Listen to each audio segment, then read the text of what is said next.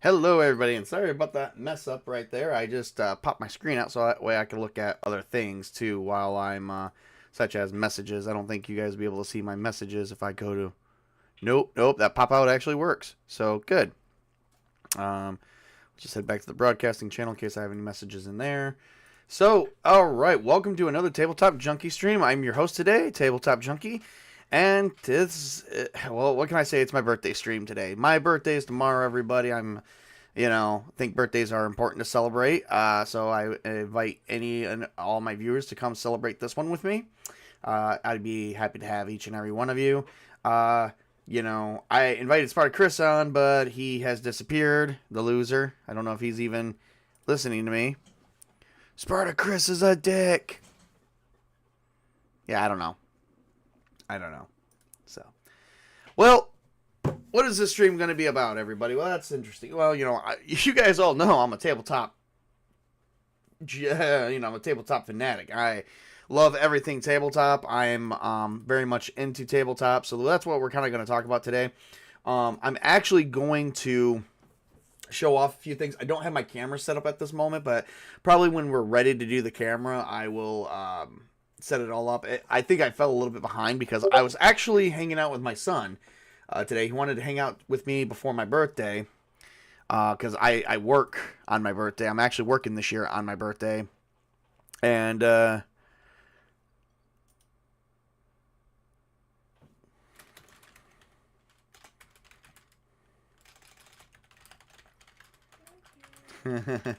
somebody wrote me a message saying it's vampire season over at Tabletop Junkie Games. And it's like, no, not quite. So I just introduced my son to New World of Darkness, which is some of the books I am going to show off here. I don't know if I want to pull off all 8. I did buy them through drivethrurpg.com, and they did come in, so that was kind of nice. But I will be pulling off some of the other books to show you what I did receive for my birthday that I thought was actually magnificent and very thoughtful. Before we begin, let's begin with some simple announcements at this time. So starting at the end of August, we will be putting Castles and Crusades on a hiatus. It's mostly because I would like to take a minute and get a little bit outside of fantasy and more into other types of realms like Traveler, Star Wars. I want to be a little bit more heavier with Star Wars, Traveler, Mechton Zeta, and the World of Darkness. I love vampire stories. I am a big fan of True Blood. I am a big fan, and I am also a nice fan of Game of Thrones, only to a certain extent. But I am a big fan of True Blood.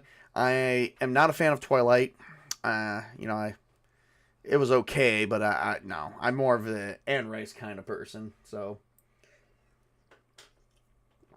Bram Stoker's Dracula. I did like Renfield. Renfield I thought was pretty okay for a comedy and for what it was. So, yeah, we were, so I got some things there. I want to get into other things, so we will begin with that. Yeah, and most of you guys do know I'm still a Tolkien fan. I'm a huge Tolkien fan, and we're actually going to talk about Tolkien in a little bit. So I wanted just to announce, we got some things that are stopping. I am going to have things posted regarding this, and oh my God, someone just came in. Let me see if I can get his thing up and going here real quick too. Oh Lord. Okay. Not bad looking. Gonna adjust some. You know what? We're gonna take this one away. What we're actually gonna do is we're just going to extend these out a little bit as people come in, so that way we can allow that way you guys don't have to see me adjust constantly. I can make minor adjustments and we can call it good. So if anybody else wants to come on in and say happy birthday to me, great. If not, great as what. That was stupid of me. I don't know why I did that. But that's okay, because shut up. Love-hate relationship here, guys. Love-hate relationship. Understand that. And Mrs. Tabletop, you don't get to interject. Because somehow that's not going to work out for me. Hey, so what's up? So yeah, I was just getting done with some announcements that Castles and Crusades will be going on hiatus, Chris, and that we will begin games such as Traveler. We're going to continue with Star Wars, and then Mech-Ton Zeta. Nice. Where essentially we're playing in the Gundam universe. Or a Gundam-esque universe. We talked about that, and I'm excited. Yep. I think you're going to be the star of that show. Just because, really? Well, that's just also because you're a Gundam fanatic, so that's my only take on that one. So, yeah. My anniversary is also this week with Mrs. Tabletop. I think it's going to be our second year anniversary. I can't even remember how long we were together. We've been together for so long. It's not bad. It's been thank you. It's been a couple great years, actually. I mean, I could show you guys all the bookshelves. we could see the bookshelves, the bookshelves of knowledge, the bookshelf of bookshelf of lore, and God only knows what else I have up there. So yeah, that's kind of good. So yeah, we are going to be getting with that, and also New World of Darkness. And it was just funny. I was just telling everybody that I don't have my camera set up right now like I was supposed to, because I started about 12:05. My son and I began playing a New World of Darkness game. I call it for him, and I will probably put it out online when I can get some people for multiple story games. But this one I call the Dearborn Chronicles, and he's playing a police officer that's investigating a series of strangeness. He doesn't know what it is, but he just knows something strange in the neighborhood. Well, okay, yeah, not quite that. That'll be you guys. That's the Darkman Chronicles, or at least the start of the Darkman Chronicles, which Witch King told me that was a movie, and I knew it was a movie, but I totally forgot about it. And I was like, oh my God, that's not even... No, the Darkman Chronicles is not even modeled after that. But it could be, because it's not fully fleshed out yet. And I'm like, wow, where did that go? And I thought I had an original idea. I probably still do. I don't know. We'll have to keep going with it. So anyway, he takes... He's a police officer up in Dearborn, Michigan. Yes, everybody, I chose Michigan. No, it's not because it's where I'm from. It's where Bruce Campbell's from. Hey, I mean, Bruce Campbell made a cameo as a police officer. Well, he was a police officer in Maniac Cop, and also he made a cameo as a police officer in... I can't remember what the movie is called. It's a movie. It's a slasher movie involving a grocery store. Oh, nice. Oh, wait a minute. Isn't that not a grocery store? It's a slasher. Are you talking about Thanksgiving, or are you talking about because there was one called Thanksgiving where he is the manager of a toy store on Black No, Friday? no, no. It's a grocery store. It Oh came out in the late God. '80s. It came out in the late '80s. It was just on the. It was just in the tail. It's unfortunately overlooked and forgotten because of how late it came out. Uh, Intruder. That's it. Intruder. I liked him in Burn Notice. It's called Intruder. It's about this group of '80s kids, quote unquote, late teenagers, early 20s. Well, actually, Mhm. they're more so mid 20s. Who are uh, who are setting up a grocery store because because the grocery store is being sold, and one by one, each of the people are being picked off by a killer. Oh wow. Uh, Yes, okay, fair enough. it's Fair actually enough. not. It's actually not a bad movie. I mean, it is very much predictable and everything, but Well, I mean, it is. But that's Bruce Campbell. That's Yeah, just all his movies. but it is very enjoyable, I'll give it that. I'll give it that. Fair and enough. also has Sam Raimi in it, Of course, it has Sam Raimi. Him and Sam Raimi are best friends. and also Ted Raimi. Yes, and he is also best friends with Ted. I mean, let's look what he had to get Ted to get into. A suit with a fat woman's suit that looks like it's mutated with mutated nipples that squirt shit out at you. While Think who else was in the movie? while she tries to nurse Bruce Campbell in one of the episodes of Ash versus the Evil Dead. Tell me how that works out. It also had Dan Hicks in it. Hmm. Very good, very good. All right, let's move on. Yes, Bruce Campbell is one of my biggest inspirations when drawing up from oh god, when drawing from stuff like this. Let me see. What was I gonna? There was something else I was actually gonna say regarding that. Like the game that you guys are gonna be starting in is actually taking after like five, maybe more. Actually, I think I kind of compared it to a few other things that I've drawn tropes from. So like the game that you guys will be starring in September draws from. Oh my god, it's Ironcaster. And he threw off the whole setup again. That's fine. All I have to do is drop it down. Look at that. Woohoo! Iron. Hey there. Actually, I'm pretty sure I can just extend this out and then it'll just do itself. There we go. So, all right. Hey, Ironcaster, it's nice to see you. Nice to see you. So Yeah. we were just having a discussion about Bruce Campbell and some of his cameo appearances in movies. Do you have Oh. anything? Do you have anything you'd like to throw out other than the Evil Dead? Well, yeah, of course. You need to go watch Jack of All Trades. Oh yeah, yeah. I forgot I had that, and I haven't watched it yet. Okay. Let's just sell with a simple fact of Bruce Campbell is Zorro. Yeah, Trying, yeah. trying to stop Napoleon, who's played by like Vern Troyer. Well, he was in Burn Notice, so I can Mini-Me. kind of. I think I've Oh heard of wow. that. Okay. Yeah, yeah. We were just talking about Maniac Cop and Intruder. But then you can't forget Boba Hotep or My Name is Bruce, which is some He other was good things. he was also in a movie called The Dead Next Door, a zombie movie. Ooh. Ooh, I know what I'm buying after I get off the stream. Oh, There's also the Darkman movies.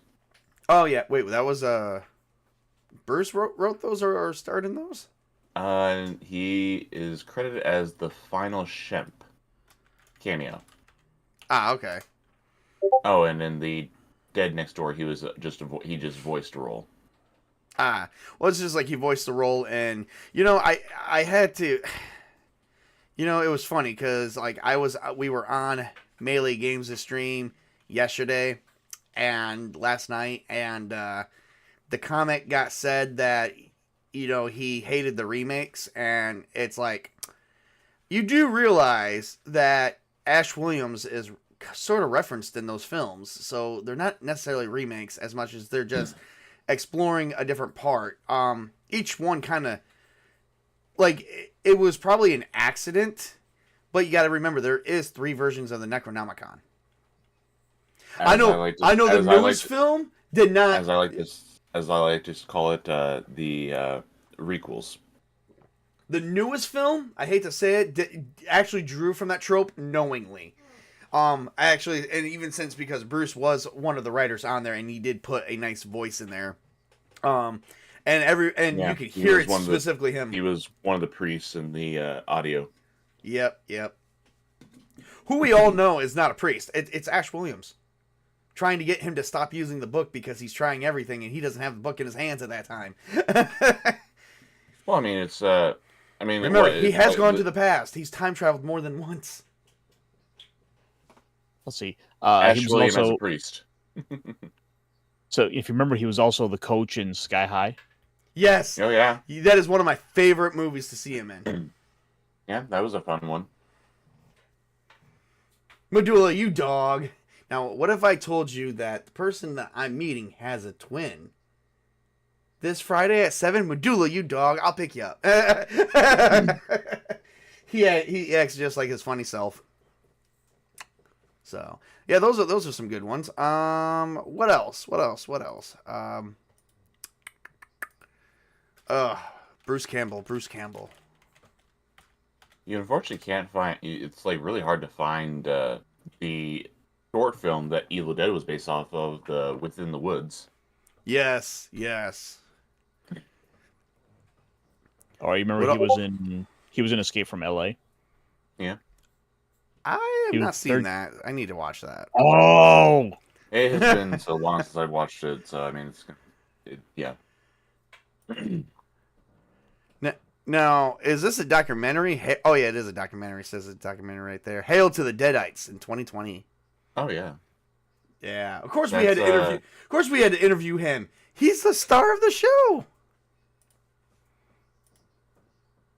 He also started a movie called Crime Wave, a comedy Yep, that he did. that he also co-produced. And I love his voice. It was so sad what they did to the game, but the Evil Dead game, the online game, that was pretty fun until they did all the extra bullshit, and now they don't even support. Now they don't even support any of that anymore. Sadly. Yeah, I mean the game was kind of shaky at the end. Yeah, well, it was very well. It's because of all the extra mechanics they added in there, which kind of, it's like, okay, so depending on what level you're at versus the demon got 10 extra levels above a player.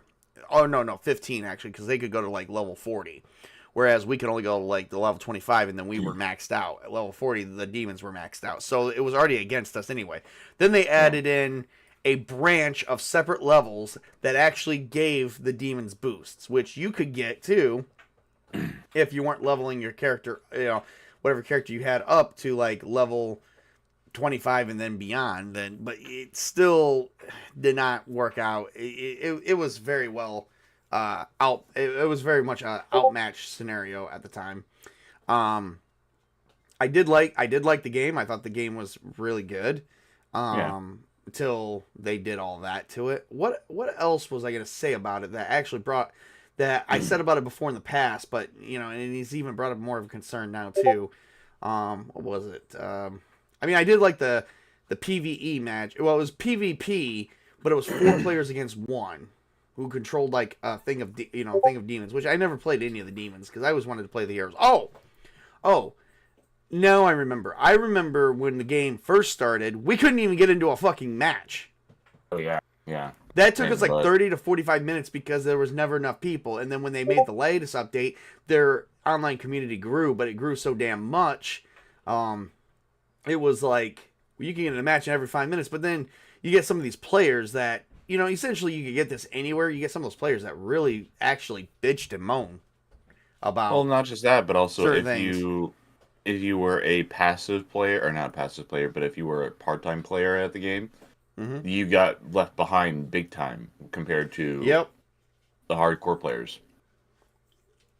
And that Yeah. really affected your experience and enjoyment of the game.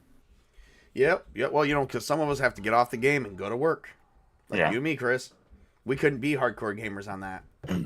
sadly. Adulting Nope. sucks. It does. Uh, Bruce Ironcaster. Campbell Um, was also Van Helsing in Sundown, the Vampires, and Retreat. okay, I'm gonna look that up too. Ironcaster, do you know any great online games Oh, of besides course Guild there is Wars no- 2?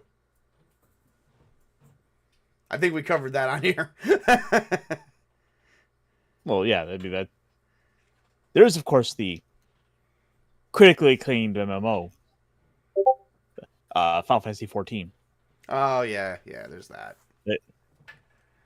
With an expanded free trial, which you could play through the entirety of Realm Reborn and the award-winning Heavensward expansion, and also the award-winning Storm's Blood, up to level 70 for free, with no restrictions on playtime.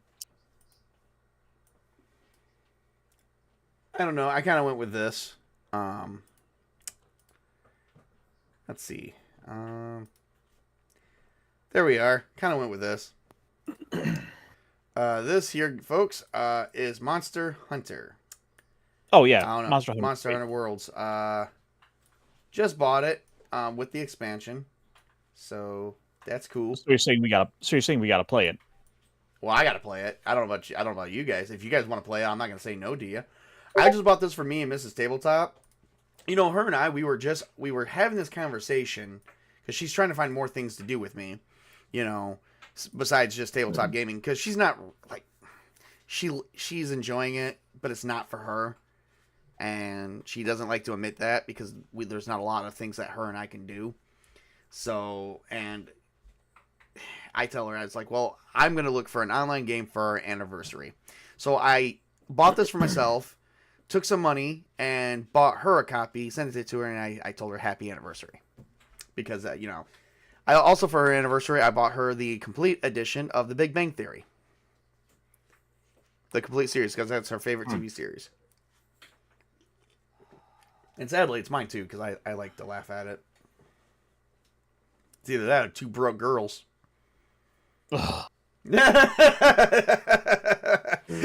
That one's not much better.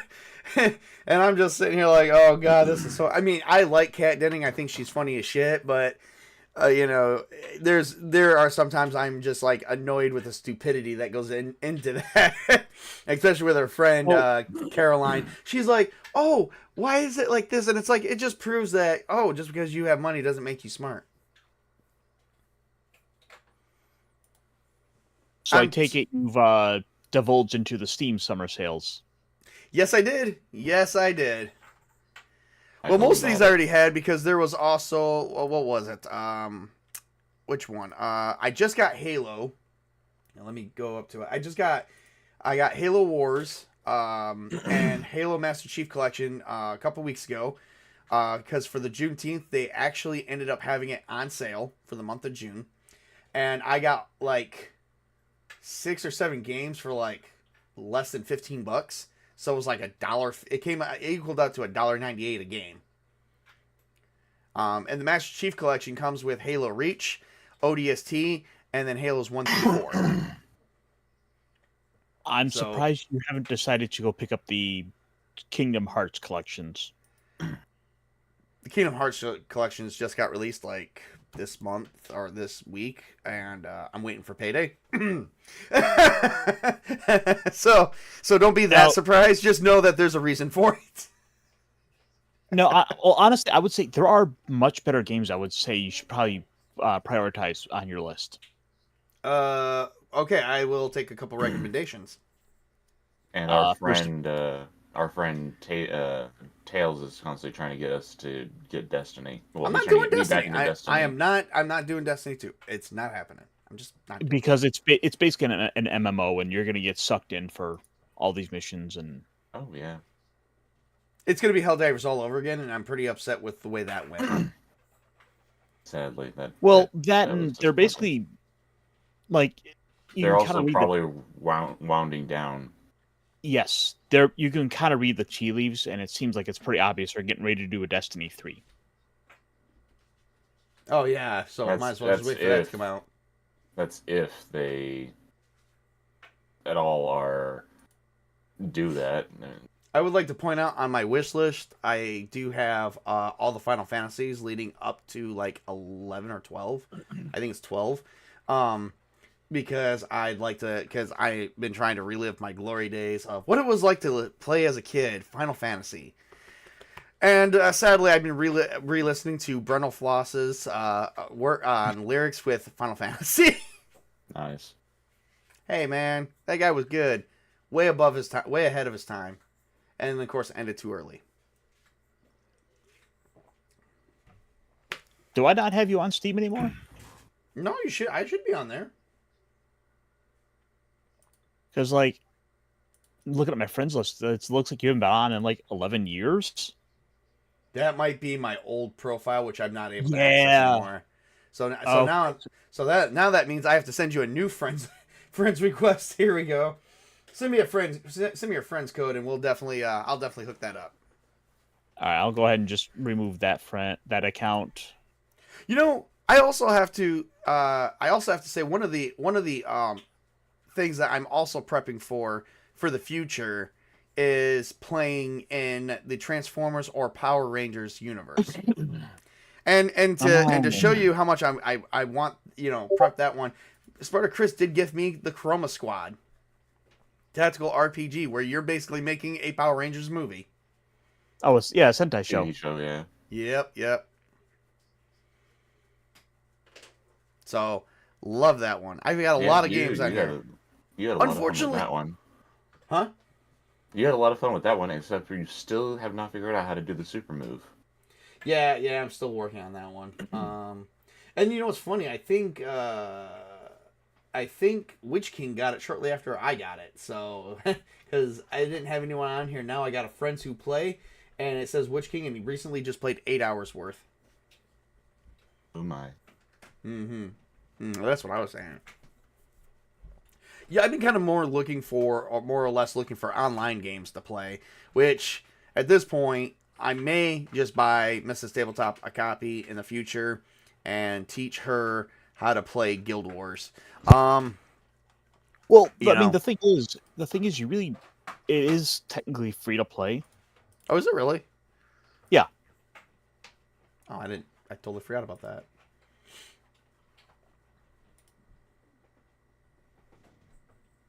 Don't ask how I forgot about that. Yeah. I mean, she could just kind of jump in and. Yeah, she could. That's right. That said, though, if it doesn't matter what either way, like if you do buy it, then hey, she has the full game. Oh yeah. That's essentially where I'm kind of going with it because I'm trying to do more stuff with her plus Sparta Chris, get some online friends that we go. It was either that or go with Elder Scrolls Online, which is currently $6. Collection is $12. Go Guild Wars 2. Yeah, yeah, it is actually. That is a little bit better. A lot of less expectations.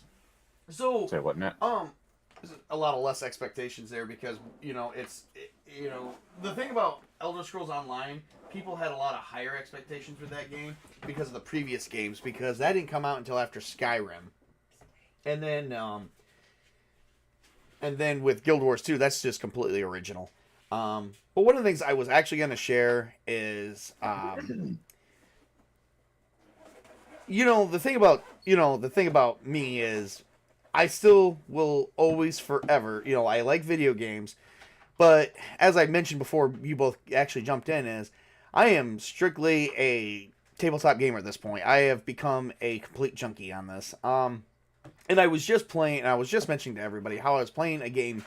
I didn't set up my camera because I was playing a game with my son. I just introduced him to New World of Darkness, and I had like 10 pages worth of notes. That's all I had, and I'm like, man, this is gonna give me an hour, maybe 2 hours of game time, and I am eating those words because that is not true. Because let me guess, he decided to go completely off the rails of what you had planned. Actually, no, not completely. He made a deviation, but he's still on the rails. For instance, he was investigating. This mother came in. We played a little bit of a backstory where his name is, and yes, I totally took this from Police Academy, and I even showed him the Police Academy recently. He is playing a guy named Axel Mahoney. And yes, that's because he likes the name Axel because he's a big Beverly Hills Cops fan with Eddie Murphy. So he likes that. And I'm like, okay, awesome. Well, have you seen the Police Academy? No? God, what am I doing with you? So he hasn't seen that one yet. And I was just having a talk with a friend about how I met a real life Tackleberry. And his actual name was Tackleberry. It was one of my previous jobs I worked a couple years ago. This guy came in and his name was Drew, or Andrew, and he just got out of the military. I think he was in the Air Force. And I asked him for his name, and he says, "Oh, you can just call me Tackleberry because that's what everyone called me in the Air Force." And I was like, "Tackleberry, can I ask you a question?" He's like, "Yes, it's the same name as the guy from Police Academy." He said, "I've never seen the movie. I didn't even hear about the movie until after I went into the service." Because he was like, when I met him, it's only like he just turned 21. He was in the service for 3 years. Shut up about it. Exactly. There was that, yes. And then, sweet, awesome. And so I asked him. He's like, "Yeah, I've never seen the movie, but yeah." I'm like, I'm Tackle. Basically, you can call me Tackleberry. And I said, "Okay, can I ask you another question?" And he's like, "Yes, I have a love for guns." Like, he could start telling you about stuff, revolvers. He could tell you about pistols and stuff like that. Like, he knew stuff before he went into the service. And I'm just sitting here thinking, like, and you wonder why people call you what they call you. Nice. And they make, like, one of his things that that was mentioned to him by his commanding officer. His commanding officer says, "Is your name really Tackleberry?" And he's like, "Yeah." He's like, "I'm gonna have fun screaming at you going forward, sir." He's like, "I just want to let you know, don't take it personal." By the way, I sent you that Steam code. All right, thank you. And Sparta Chris just bought me like 5 games. Thank you, Sparta Chris. I'm downloading them all right now. They're all cheap, so. Yeah, they are. They are. And it's Star Wars. Who didn't like Star Wars? Jedi Dark Forces 2. I never played that one. It's the whole Jedi series. Oh, yeah. Jedi That's Knight series. Yeah. You know what? One of these days I have to set up. I think I found a way to set up Knights of the Old Republic. Because Kay asked me that last night if I ever played Knights of the Old Republic. And I said, hell yeah, when I was a kid. And I still own the games. Because I just bought them from GOG. And bought them from GOG a few months ago. I just haven't played them because I haven't been able to stream them. And, it's kind of hard to get into the old style graphics on a computer, especially with all the new games that are coming out. And it's like, I wish, and they were supposed to remake the game, remaster and everything for up-to-date graphics and keep everything the same. But they never went through with that. And I think that got canceled. And I was kind of very upset with that. Well, the first KOTOR, they're remaking, and it's on hold to my knowledge. I thought it was and they were going. Finally. No, they just switched companies. Oh, okay. Because the other one had all the stuff that people were freaking out about, and then the KOTOR 2, they were going to re-release for God, what was it now? If anyone else remembers, it's for Nintendo, and something fell through there, and so they said nope, we pulled this project. I remember one of my happiest memories was playing Star Wars Dark Forces because my dad bought me that. I never played Dark Forces 2, but I have played Dark Forces. Well, now you have a chance to. Oh yeah, and my dad bought me that for as a gift for the computer one day, and him and I would play it for hours. Although he kind of hogged the computer a little bit, I remember that. So And for me, I share the computer with my son. Like my son wanted very recently, he asked me to buy him he wanted for his birthday the classic Battlefront collection. Uh and then he wanted the Battlefront 2 classic for his Switch. And I said, "Well, instead of that, why don't you just come down here and play it on And my play it on my yeah, play it on the computer." And I said, "I don't mind you hogging the computer's dad's prerogative." Yeah. Except for mine, not mine. Hey Jack, how's it going? Jack's in the chat, everybody. Anyway, Oh, but as I was saying, it's like it was just announced today that Disney's going to be making Amazon pull all the original artwork for paperback novels of Star Wars. and I knew that was going to happen. All the quote unquote legends of the original EU covers Yeah, are going to be pulling it because I told you, Chris, you and I got in an argument about this about a week ago. I told you the EU is going to go away because they're erasing. they're it not. slowly. It's not that they're erasing the EU. They're going to be making people buy their covers. That's what they're doing. You know, they're re-releasing the EU as the Legends collection, and they're redoing the covers. They're going to make people buy their covers. Hey, Ironcaster, do you have a skit for me where it's John Wick and the father's looking at the son? What the fuck did I just tell him? You know, because I could use that right now.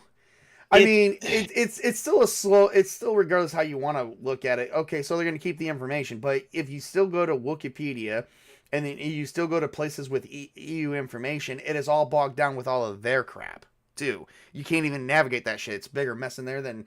Oh God, I can't even come up with an analogy or a metaphor for this one. It's a bigger. Oh, mess that's why it's going to become a lot more popular by secondhand. Shit, you know what's funny? You know what? I could have used this. It's a bigger mess than a hoarder. A hoarder's house is cleaner than that shit. So I will admit Disney's I am guilty rich of things buying 3 or 4 High Republic books just to see how the High Republic was, and I'm going to tell you this right now: those books are boring as fuck. Yeah, They are. I do the same thing for the kids. Okay, and we are reestablishing connection.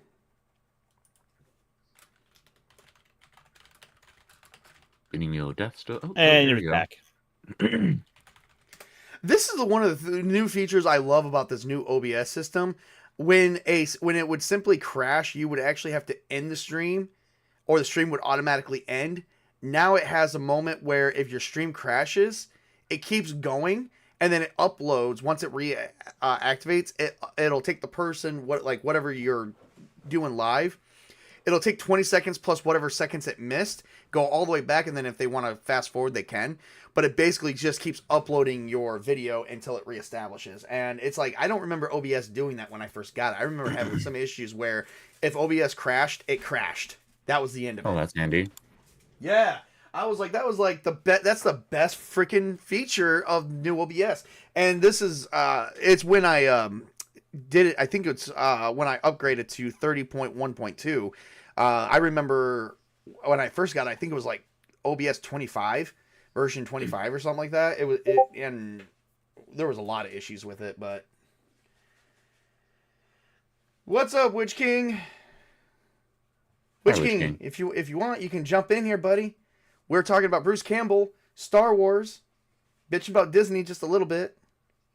Bruce Campbell was also in the second From Dusk Till Dawn movie. Yes, I saw that one. I don't remember what he played because I seen both of them. You know, last night a character named Barry. Oh wow. You know, last night I was just watching Abigail. That was actually not a bad movie. That was not a bad movie. Not what I expected it to be, but not a bad movie either. Definitely way not what I expected. Oh, that vampire movie. Yes. Yeah, that was just newly released. Yes. That was better than I expected. They can do so much more. Huh? Where'd you watch it? Where did I watch it? I watched it from the comfort of my bed. I know. I'm talking about where, what service, what streaming service. Oh, I went through Vudu. Oh, okay. Vudu's my go-to. I mean, Voodoo's pretty good. Right now I'm still having some issues with a certain company, which I will remain nameless. in Crunchyroll. I just canceled my Crunchyroll because they sent me another notification on something. I explained to them the situation, and I'm letting them know I'm trying to work that out with the other company, but they're kind of not being very nice about it, which I won't mention on the stream. We're gonna keep that as vague as possible. So, unfortunately, my only streaming service I actually have right now, because I don't have anything else. Oh no, wait, I do have Paramount Plus. And Hulu. And Disney. We're not mentioning the other one. You have Disney. I don't know what I have, but that's not Disney. Oh my God! He was also in Oz the Great and Powerful. Yeah. Wait, was he? Yes. Wasn't that the one with James Franco? Yes, Yep. it was. Oh, I saw that one. I actually didn't mind that one either.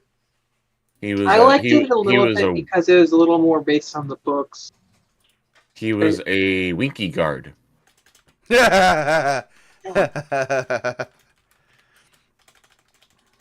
So, turns out this year we're getting 2 Friday the 13th after September. Who's happy for that? A movie and a TV show, right? No, it's actually September is Friday the 13th, and then we're getting Friday the 13th, I think in November or just in December. September and December. They have Friday the 13th in them. Actual dates on Friday. Oh, I thought you were talking about the movie. Sorry, No, I thought you were no, talking no. about because Paramount's working on that the Friday 13th prequel TV show. Oh my God, are they really? You know, I'm going to mention this out there. Thank you, Amazon, for not redoing Stargate. Thank you.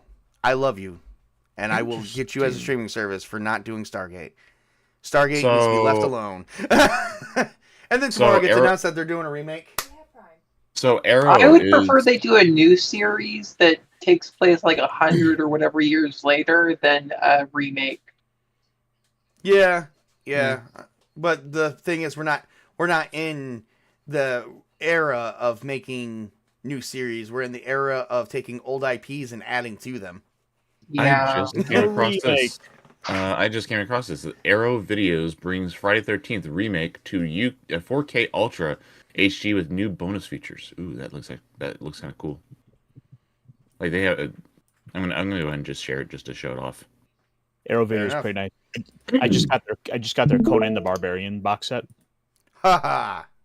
All right, we're gonna add in here. All right, Chris, no porn. Oh, hey, look at that. I love the cover. That looks really cool. Yeah, that actually looks pretty You good. get the trailer. You got a nice little booklet, a nice little postcard. Oh.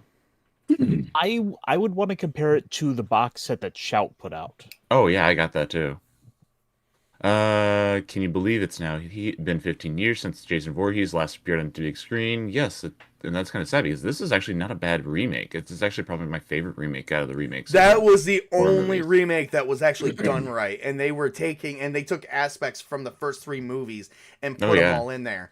And I thought that was actually the best. I actually liked that better than I liked the the Nightmare on Elm Street remake. The Nightmare on Elm Street, And then the Chucky remake, and then all the Chucky. The Chucky remakes suck completely. I'm like, oh my God! And then don't even I get me thought started all with the Chucky. I thought all the Chucky movies took place in the same universe. All but one. They did one remake with instead of Chucky being a possessed doll, it is now a AI robot doll. Oh, okay. Voiced by Mark Hamill. Yeah, because I thought the TV show was basically just like The TV collecting show all is, of the stories and making it a cohesive universe, even though it doesn't make a lot of sense. yeah, the TV show is a continuation of the original timeline. Who owns Paramount, right? Paramount, I think, is owned by themselves. But I know. I'm saying does Paramount own the Chucky franchise? Not to my knowledge, no. But I can check. Who owns the Chucky franchise? Well, anyways, whoever owns the Chucky franchise made a deal with the creator of the Chucky franchise that the company would go off and remake the movies and do stuff that way, and then the original creator goes off and he does the TV show. uh, so this release is coming out on September 17th. The Arrow video preview with the upcoming 2003 director Marcus Nispel made a last impression on the horror fans with the box office of the Texas Chainsaw Massacre remake. That wasn't too bad. It was a lot of torture gore. 60 years later, he Okay, here's the features. The 4K Ultra HD Blu-ray limited edition content, 2 cuts of the film, the theatrical cut as well as the extended killer cut. Real quick, Chris, the Chucky franchise is currently owned by Universal Pictures and Orion Pictures. Okay, thank you. Yep. Double-sided fold-out poster featuring original newly commissioned art by Gary Pullen. Limited edition greetings from Crystal Lake postcard. Illustrated collector's booklet featuring new writing on the film by Matt Konopka and Alexandra West. Reverse sleeve featuring original newly commissioned artwork by Gary Pullen. Disc 1 will feature the theatrical cut as the movie. Audio, subtitles, brand new audio commentary by the director, audio commentary by the writers, brand new interview from the director, from the writers, from the cinematographer, a killer new beginning and an exclusive video essay from the about why horror fans shouldn't fear remakes. Okay. That's hilarious. What 2009's Friday the 13th remake gets right, yes, it actually did things right. And why the film serves as a perfect template for future franchise remakes by film critic Matt Donato. Experts from the Terror Trivia track, the rebirth of Jason Voorhees archive feature, Hacking Back, and Slasher Forward. Okay. Sorry, best. I would like to point out, Chris, that only people could have heard you just now because I accidentally blocked you by TJ Vision. Now you're good to keep going. So, and from Longshot, happy birthday at Tabletop Junkie Games. Thank you, sir. Thank you. It's going to be tomorrow, but I'm celebrating a day early because I have to work all day tomorrow on my birthday. Okay. Deleted scenes, original trailers, electronic press kit, image gallery. Then you have the killer cut that has very much what the first one does, except for like the extended remake, yada yada yada. So yeah, I do like this cover. It looks really cool. Starting in September, I will be hosting a watch party of both Part 1 and Part 2 of Friday the 13th on my Discord channel, where we're going to have some fun and watch some stuff. You're going to start doing some horror watch fest for the prep for the Halloween season? Yes, that is exactly why Castles and Crusades is gonna on hiatus. I want to do more themed games. I mean, yes, I can make a themed adventure around the holiday season if I wanted to, but I'd rather do a you can themed make game fantasy, versus a do whatever themed you adventure. want. You can have science fiction, horror, drama, Right. historical stuff. Yeah, I would say Exactly. you're better off putting CNC on hold for a little while and play a couple of the things because the holiday season build up. Absolutely. Absolutely. I love the freaking Friday the 13th and Nightmare on Elm Street. I own the collections of both of them. I don't have Halloween yet. They have a collection of the Nightmare on Elm Street series? Where's that? But go get like the first 6 Halloween films and then stop because there's no point. Right. You box set of which of Nightmare on Elm Street, sir? Is that what you were talking about? Yeah. Oh, I've been waiting for one similar to the one that we got with Friday 13th and Halloween. Oh, that one might be kind of hard to get because I remember when I got two special editions. But it looks like there's box set A if you go to Walmart. Oh, that yes, I'm talking about like what they did with the box set that you get with that they came out with. Oh, like that's what I was talking about. Oh, just the one we viewed. No. I'm talking about like what Friday the 13th and Halloween did with their box. With like they had just had like a collector's edition box set that they came out with. Oh, they do have. Well, they did have that. I don't know. I know a few years ago they had that because I bought the special edition box set and it came. It was it was like they were Blu-rays too, and I remember. I think it. Let me see if I can find a picture of what it looked like. I am talking about this.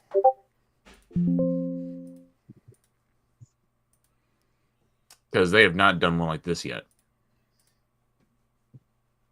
Where'd you leave the photo at, Chris? It's in the chat. Oh, there we are. Oh, one like that. They did do one like that. Maybe not as in depth as that though. Because there's that one, and then there's a Halloween one.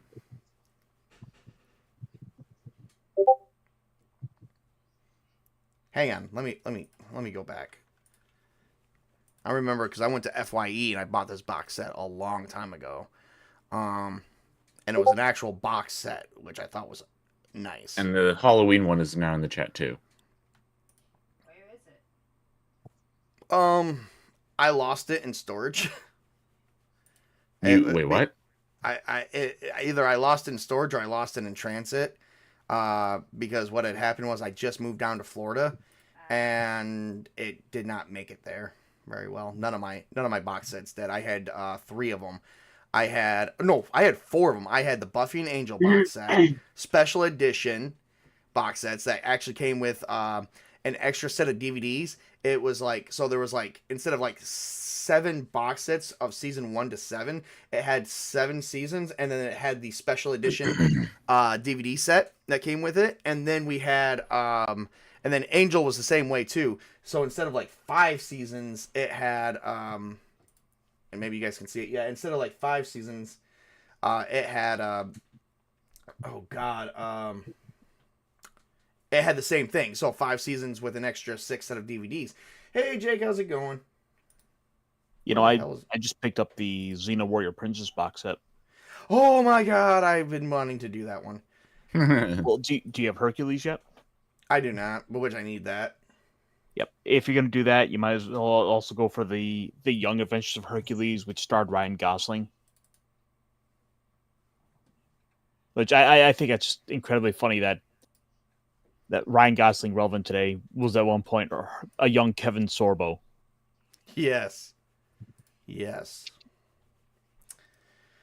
Well, guys, let's talk. Let's get ready. You know, we've been sitting here talking about horror this whole time. Let's actually let's dive into some things real quick. I may switch gears a little bit because I do want to show this off. This is my pride right here, everybody.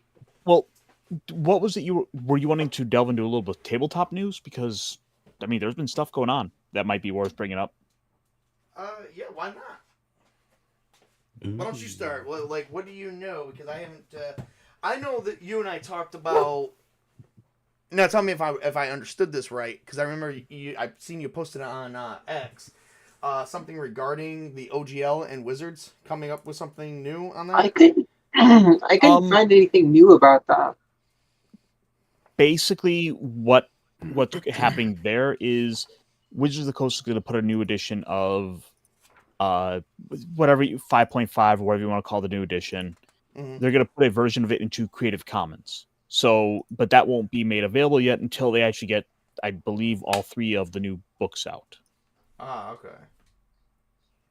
Which I'm not gonna lie, I'm not looking forward to because they look complete crap. Well, I liked some of the stuff in them, but the way they're treating the old game makes me really not want to pre-order or cancel my pre-orders of the core books. You don't pre-order. Why not?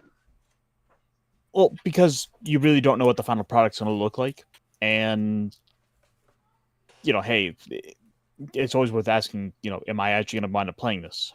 Well, yeah, but I mean, I also collect a lot of games just because I collect them. You should take that money and instead go buy the Bullwinkle and Rocky role-playing game. Is Oh this my how God. even exist? Is it? Oh yes, complete with hand puppets. Are you serious? Yes. Okay. Do you have an image that you can share with us? I'll put this right up on the screen.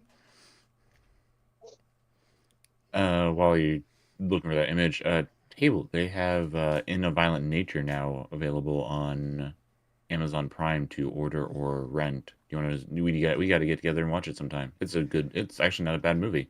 That's the movie that came out a couple of months ago in theaters. Trying to think if it was something I It's said. the- Oh, I gotta see. Oh, yep. I it's saw that the- one. Yeah. I now know what it is. It's a Canadian slasher film. And Yeah, Melee James hates to say that he's Canadian. yeah. But I mean, it's basically a Friday 13th knockoff, and it's actually not that bad. Oh, something that Chris actually likes. Oh my God. Shut up. Put that on. Hey, I You never like say that. you never say anything positive about any of the new films. I'm like, oh my God, this is great. No, And I it's- did. And it's I from did say Canada. Oh my God. And it's the I did apocalypse. say something nice about that, as well as I did say something nice about the Late Night with the Devil. Oh yeah, I have not caught up to that one yet. That's two Okay, things. that's something else that we're gonna need to sit down and watch together. Oh my God, you are not kidding. Yeah. In fact, so you use spinners to decide actions, and you have hand puppets to play the characters. Oh wow! You know, I may have to just buy that now. Just because. Good news for you, by the way. You can buy a copy on eBay for like $25. Oh my God. Wow. I haven't seen Rocky and Bullwinkle in forever. And I know. it's as funny as it is to point to, like it's not really something I would say is going to be a must own. In fact, I don't wonder if this will pop up for you guys. Yep. Oh yeah. Yeah. So, like I said, you bought $9 for a used copy. A little bit of damage there on the cover. A little wear and tear, but it adds to the charm. Yeah, and this was a late '80s product from TSR. Okay, Witch King, I have to ask you a question. And I want Yes? an honest opinion. Are you from Egmar at all? Am I from what? Egmar. Maybe I'm I don't saying know it what wrong. that is. Really? Are you Really? seeing Angmar? Yes, I can't say the N on here. Oh, okay. No. Angmar. The Witch King is from Middle Tolkien. Earth, and he got transported to Tecumel, where he became a corporeal body, and due to the intervention of Lord Sarku, the god of change, or one of the change gods that is associated with death, rotting, decay, and physical immortality. Yeah, I was honestly just messing with you, but damn, that was a nice story. Yeah. So, a couple other little things I could bring up, and I'm kind of pulling these up as I go. There was some news involving the Conan the Barbarian license. Really? I want to see a Oh, license. nice. Yeah. Never mind. I was gonna say I wanted to see a license of something else, but then I forgot they did make a role playing game for it already, so it's already. And that is by. I'm trying to think of which company that would be. Probably be by. Well, Mongoose did one version, TSR did another. Back in Modifius the was the 80s. last licensee. Yeah, the Modifius was the last license, yeah. And from what I've heard of that version, like it's actually a pretty decent version, but again, you can no longer get those. So Yeah. Free League Well, you Publishing. can get them in from eBay or whatever. That's about it. The company I was talking about was Free League Publishing. No, they don't have Conan. No, I know that, but the game I was thinking of, because I said I want, because Conan just got licensed out, and I said I would like to see. I was going to say I would like to see a certain license go out, but it's already went out to Free League Publishing. Is what I meant to What say. license? So The Lord of the Rings. Oh, yeah, the One Ring is awesome. So as it stands, the Conan license is currently, like I said, over with Monolith, who has the Conan the Barbarian role-playing game, or the Conan board game. Now, isn't it true after this year that license is going to be public domain, or is it getting renewed? No, for it's just 28 only years? some of the stories. Okay. Yeah, some of the stories are going public domain, but not all of them. Yeah, Okay. it's a little more complicated than just that. Right. That's why I was figuring out. Well, I figured for something like that, because that technically is like a gold mine right there. So it's like I imagine that they would try and renew, like there's a way they could do it and take the license for another 28 to 30 years, outside of public domain. But yeah, and you said there's only some of the stories, so that would make sense. So there's also about 52-page preview available that you can check out for this. Nice. Which includes some information about our difficulty checks. Like the only thing I'm wondering is, are they going to keep the gritty historical aspects of Conan's Hyborian Age? That's like the slavery question that remains to be seen. All kinds of stuff like that. But I know that Hero was a Heroic Signatures, who owns the Conan rights and is kind of the caretakers of it, have been very protective of that. So, for all things considered, I think it'll be in pretty good hands. I mean, okay, good. They trusted Monolith enough with the board game, as well as then Solomon Kane, to let them now come and do Conan the Barbarian as a role-playing game. Yeah, because with what I remember of the Conan role-playing game, when they started making source books for Kitai in the East, they changed martial arts to like something else because they said it was like problematic or something. I think that looks actually pretty good. Oh, it does. This looks really good. Yeah, with the art. Yeah, and I mean, this little preview even has like a couple of basic character profiles, so you could sit down and do a little test game with it just to try it out at home. Oh yeah. And versus your. I just hope it has like life path character generation, like you had in the Modiphius version. Or how about the life path generation and Traveler? Oh yeah, yeah. I think life path generation makes it easier to create backstories, so I kind of tend to like that a little bit more myself. Oh, it definitely does. It's one of my preferred ways of making characters. All right. So meanwhile, I'm going to show off some things here that I've been dying to show off all day. Well, not all day. Hey, Colin, how's it going? Thank you, sir. So real quick, one of the things I've been dying to show off, and I did show it off to you guys, but I've never showed it off on stream or talked about the book very much. But I have cracked it open a few times. And for all you Tolkien lovers out there, the Illustrated World of Tolkien. And I love how the cover is. It's a hardcover book.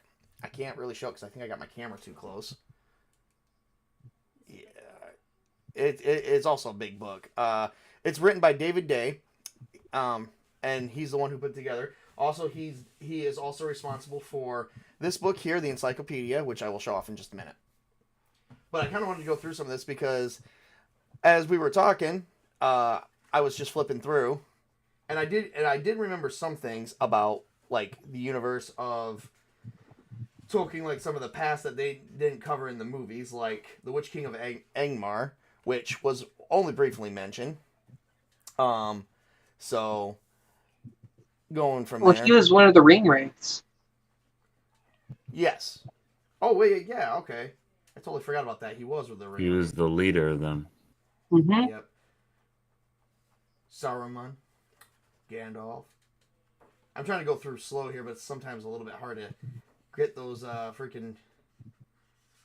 So, and then we even go through some of the different ones of the hobbits, like the feet hobbits, the Harfoot hobbits, the Stores hobbits, the Fallhides. You might want to turn on your camera there. Camera Camera's on. No, it's not. Not on Discord, anyways. No, but I'm not doing it through Discord. I'm doing it through Oh, my okay. If you actual look at the camera. screen, it's up. Yep, because Discord will not work with OBS anymore. That's easy. I have to download a couple things to make it work. It's weird, and if I have OBS up, it takes priority, and it doesn't like to share. It's either it doesn't like to share or Discord doesn't like to share. One of the two. So, yeah. But and I love some of this artwork, like this one right here. I think that's an elf, but I can't. Well, she or he's on a white horse, but that looks like a female though. But like that's probably Feanor. Yeah. Oh well, yeah. Feanor is right there. It's on the next page. Mm-hmm. Durin and the Long Sleep. See that one when you say Durin and the Long Sleep makes me think of the time of the the Odin Sleep. You can tell Kind of somewhat, because from what I remember reading in the Silmarillion and stuff, the dwarves, like Durin was the first among the dwarves, and he was the first to awake after being created thousands of years before by Tulkas. Mm-hmm. And it was Durin along with a couple other dwarves, but yeah, they were originally not a part of the original plan, but Iluvatar allowed it to happen, and they were all put to sleep, and they became the second race to be awoken right after the elves were created. The Sea Kings of Numenor. Numenor is basically sort of kind of like Atlantis. That's what I'm thinking. That's kind of like the one thing I'm getting across from. A 5-pointed star-shaped island in the middle of the ocean. Men of Numenor, the destruction of Numenor, beasts and dragons. I just love the pictures. Like, this is just an illustrated guy that talks about some things that talks about all the things from that universe. But that's not even the best book, I think. The best book, I don't know which book would be considered the best book itself. Then this one, so she got me this for my birthday, which I got a couple weeks ago because she wanted me to try and curb my spending a little bit on books. And I was talking about Tolkien the whole day to her, and she said, you know what, I'm just going to give you this book early. The Encyclopedia of Tolkien. She knows I like encyclopedias because I do have the Encyclopedia of Halo. I have another encyclopedia, but I can't remember. But I just posted in the chat, but this I got myself like a year ago. Oh. And I canceled the pre-order because, I'll stop pre-ordering things. Unless I know it's something I really want, I'll not pre-order it. I don't even do pre-orders anymore because I'm getting wary of. I'm just very wary. I really, really am, because it's like, especially like if you have. I don't want to say if you have limited money. I'm not sure if that's what I'm looking for. It's just like I just want to know what my money's going towards.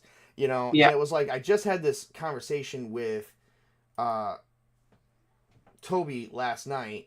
It doesn't seem like okay. It seems like, I don't know, the artwork I don't like the artwork for the new D&D stuff. It looks so artificial, and I just forget. I love original hand drawn stuff. I don't know why, and people can call me out on that. Like, people will say, well, artificial generated art is still art, and I'm like, okay, that's not even the problem that I have with it. They're playing on consumerism, saying, hey, if you miss this, you're going to miss all this cool stuff that comes with it. Well, if I buy it now, I may get that cool stuff, but am I getting a finished product? Well, I wasn't ordering D&D 5.5 or whatever to get extra stuff. I was just getting the books, not any other digital whatever bullshit. Oh. So the thing is, it's a combination of sort of the intent that's going into the art itself, as well as a little bit of narrative. I think in part there might be something to be said for maybe the fact that it is actually done with digital art, digital tools like your your Photoshop, etc. That could be something coming into it, but I think it's more so a factor of you just look at the sort of story the picture tells. Mhm. Well, None of it okay. is. I saw two versions of that cover, and one version the cleric did not have any hands, and in another version hands were eventually shown as, oh, this is going to be the finished thing right here. And I'm sitting here like, why wasn't it in the beginning? Like, why didn't the cleric have hands? And all you saw was this cleric did not have any hands, and she was using a staff without actually holding it. And I'm sorry, I just don't see that being a thing. And since when can clerics use staffs? I don't know. Well, I I was mean, hoping they could. can. but It's just they can't use hang on, sharp hang on. weighted things. I was kind of had a point that I was trying to build to. Oh, go on. Oh, So there's sort of a tone in the designs done, where a lot of it is done more kind of where there's no real sense of terror. A lot of modern D&D art is basically a superhero fantasy. You basically have superpowers. They're not out just fighting. They've got so many powers at their disposal from like all these expansions of what they are, and it's just ultimately too much. You're getting a lot more powers on display. Your heroes have to be these big, grand, heroic figures, whereas older art tends to be more terror. Yeah, I kind of agree with that. Like we don't see terror like we used to anymore, and it's like I watched. I think another good example. Let me see if I can find that cover because I think I know what you're talking about. Now, is it 6E or is it 5.5E? I mean, So, they don't they're still call it calling it- either. It's just like D&D 2024. Okay. Yeah, they're not going either way, saying it's 5.5 or 6th edition. Okay. That might just be might be the public doing that, or because people, you gotta have it's a new thing, granted, but we have to put labels and numbers on things. I don't know why. Yeah. I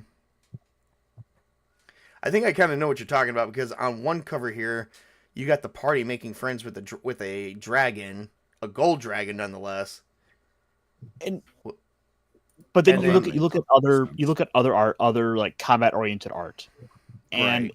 the heroes are like in a lot of cases screaming just as much as they're like jumping into battle. Whereas you go look at the older TSR era art, a lot of it was more, "Oh God, don't come at us! Oh fuck, we have monsters." Yes. Because Yes. the reality is they could die from any single combat. This is true. That was kind of where I was going with that as well. It just doesn't. I'm not enticed. Well, I think that has to do with how the system plays, because it's really hard to die in 5th edition, and so they have to come up with artistic ways to depict that. Yeah. Yeah. And that's why the style of play, I think, has changed somewhat since Well, 5th edition started. then that's kind of like where some of the new gamers want to go with it. They don't like on how some of the old games handle, and and whatever started that reason, that that's on them. For me, I'd rather generate the excitement and the possibility of, oh my God, we're gonna bleed out and die. Mm-hmm. Because in real life, if you're love gonna, that. because in real life, if you're gonna jump into a factory full of like 10 people and take out an entire gang to save the woman you want, or go after someone who kidnapped your wife, there is no way a single man's going in there and walking out. He has to be the Terminator for that. I'm sorry. And it's like, if you want to play something like that, just get freaking, what do you call it? Don't tell me the name. Oh God, what is it called? It's a game from the 90s. Mutants and Mastermind. There we go. Just get Mutants Mutants and Mastermind. Mastermind didn't come out in the 90s. They didn't? I thought that was No, the it 90s. came out in the 2000s, like the early to mid 2000s. Okay, back before we got all cuddly. Yeah, shit, you're right. Okay. I thought it was an older style game for some reason. Nope. It was based on D20 OGL originally. Yeah, which I do like Mutants Mastermind. I like it, I like the superhero games. Not sure why. We actually have to play one. I actually have one set up ready to go. A small adventure for starting out heroes. Just I never really played it want yet. to play Heroic. Heroic? Let me look that one up. And oh my god, it's Colin. Colin! Alright, Colin, we're talking about games. In Do you have particular, superhero games. Do you have any particular Cable game for game Eye. systems? In Do you have particular, superhero games. Do you have any particular Cable game for game Eye. systems? In Do you have any- particular, superhero games. Oh, we're getting Do you have any echo. particular Cable game Eye. I system? didn't say anything. Particular, Hey, I'm gonna have to probably use this opportunity to hop out of bed. I All right, not a didn't problem. Happy birthday, and I'll Thank see you guys later. Yep, say later. Later. See ya. Cable, I sent you a couple pictures from the pages of the book I posted in the chat. Okay, cool. Oh yeah, I got that. I got that book right there. I just haven't been able to show it. So let's see here. Middle Earth: The Journeys of Myth and Legend, hardcover. Currently $100. Wow. Well, I hope you get to explore purchasing options. That's all I'm going to say on that one. So, here, let me show it here. Screen share. And boom, bada boom. Here we go. And it's by IDW Publishing. Wait, no, that's Teenage Mutant Ninja Turtles. This is by Donato Giancola. I don't know. And let me see if I can actually extend out the picture a little bit because I have it cutting part of it off. There we go. Here we go. Okay, so this is nearly 200 stunning realistic paintings and drawings that brings the greatest fantasy epic of all time to life. Classical realism unites with contemporary, yeah. Okay, thank you. Artist Donato explores the mythic grandeur and the iconic character of J.R.R. Tolkien's The Lord of the Rings saga. Yeah, that actually looks interesting. I'm gonna have to actually that's probably gonna have to be the next one that I'm gonna have to buy. The next book that I gotta pull this up. Yeah, I posted the picture. I posted some pictures from the book, and I posted a couple pictures I took from the book to you. Okay, I'll have to show some artwork. Yep, give me a second. Oh shit, I'll have to download all those. Which is not a thing. It's just I just didn't think it to look that nice, to be honest. Oh yeah, they are very beautiful pictures. Yeah, that is so freaking worth it. The only book I'm technically missing, and Mrs. Table's already on it, is the Silmarillion. Silmarillion. There you go. Thank you. Silmarillion. Okay, you guys keep saying how you want, but I... Yeah. Anyways. All right. So anyway, while I'm downloading that, let's look at this. Tabletop. No, not tabletop. That's me. That Witch King actually shared with us. Okay, Heroic, the role-playing game. When did this come out, or is it still? Oh, it's still pre-ordered. It ended, but you can pre-order it right now. Okay. And I have the playtest versions because they're free on Drive-Thru RPG. So what kind of system does this use? Do we know? So it's a very, very updated version of the Marvel Superheroes system from the 80s by TSR. Oh, And wow. it takes place in Andrew Collis's his own superhero universe. Okay. But like if you go onto his Patreon for Heroic, $5 a month, and you get like mountains of content for this game. Like Nice. there's so many characters and villains, and it's really, and like he has rules for vampires and beast lords, and it's really cool. I don't think you. Well, And the system mean- is really easy. You only need 2 d10s to roll for anything. all right. We're gonna minimize this down just a little bit, so that way I don't cut us off Okay. completely. Let me see if I can start adjusting our seats a little bit. I'm gonna make us a little bit smaller because Yeah, I they have do want us to actually maybe review this trailer. They have a superhero chic in the game too. Nice. Okay, so if anyone can see this, I do apologize it being so small.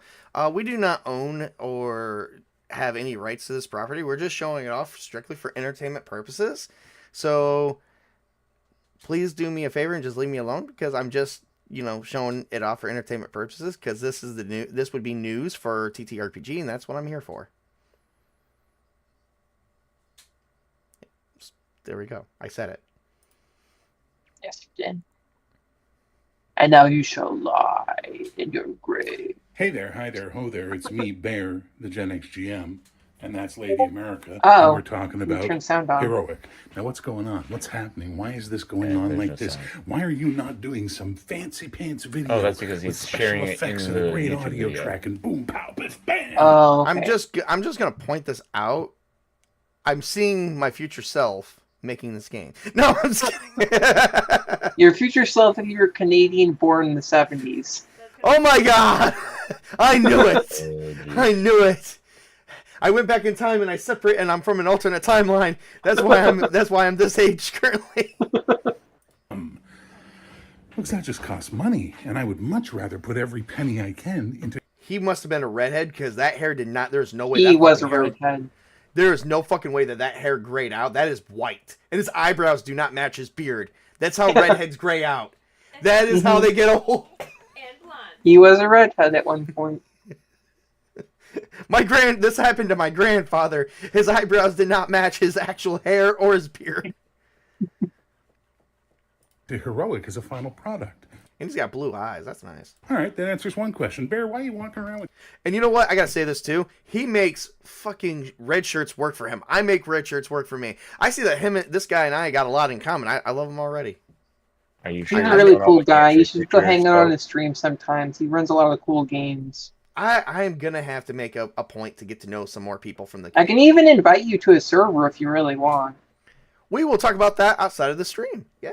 Okay, iPhone. can do. That's just me telling you. Go ahead and send me the link.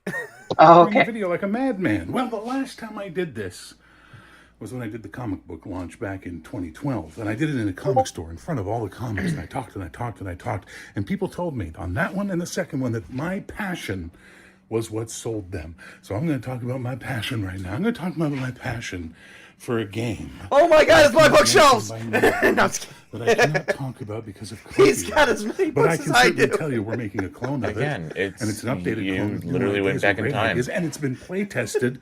The game's been being play tested for 15 years. I went back in time and I went insane. Oh my god, it's Call of Cthulhu. Alright, which one of you fuckers did it? Who set that spell again? Was it Colin? Who casted the spell? I know one of you guys did. I probably did.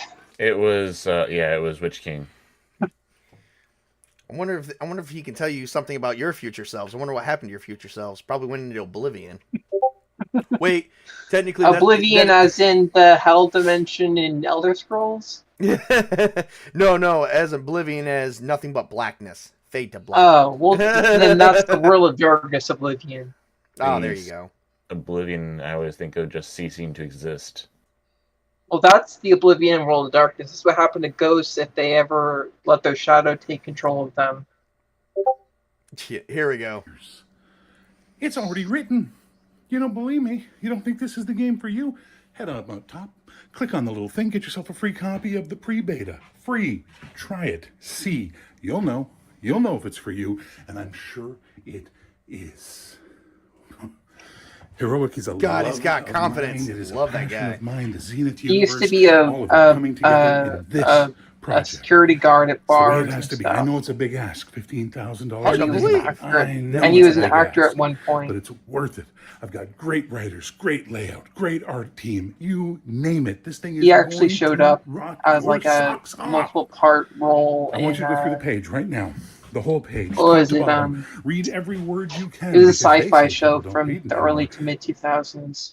Hmm. I forget the I name of disagree. I it. think people do read when it's of interest to Eureka. them. He was And in I think Eureka. Heroic Oh, should I be of love that interest to show. you. Mhm. And then once you've read everything, I want you to head over to the pledges. I want you to pick the one that works for you. PDF, fine. Book, fine. Hardcover, fine. You want art, whatever you want. You pick the one you want. You click it. You make the pledge. Why? Because I want you to be heroic. But yeah, he has Amen. a pretty awesome community of I was- gamers. I was about to say, amen, sir. Amen. Oh my God, it's almost like he's preaching. I want you to back heroic. And the reason I want you to be heroic and back heroic is because I want you to play heroic. I wonder if he's going to ascend to the tabletop gods. I mean, he should. After he leaves this life, he's got to ascend to the table of the real tabletop gods. Oh, that is fucking awesome. Yeah, okay, so unfortunately, guys, the backing has ended at this point. Now we're up for pre-ordering. But the beta is still here. I guess maybe we could try this out today. We'll probably have to make some characters. You know, maybe something to do a little bit later if we have time. Oh my God, beta 3.1. I'm going to take care of that a little bit later. But yeah, I definitely got to look at this. And let me see, what else is Zenith Entertainment Group? Why does that name sound familiar? Oh, now I remember why. I actually checked this out a while ago, but I didn't do anything with it. Probably when I posted originally. Probably. Well, I'm going to hit follow. Guess what? He just got a follow for me. So there we go. I love that guy. Colin, did you ever get your mic stuff figured out? I guess I'm not. gonna keep the silence as a no. A table I just posted in the chat. Your birth month is the killer or monster that's after you. I swear to God, I would be something good.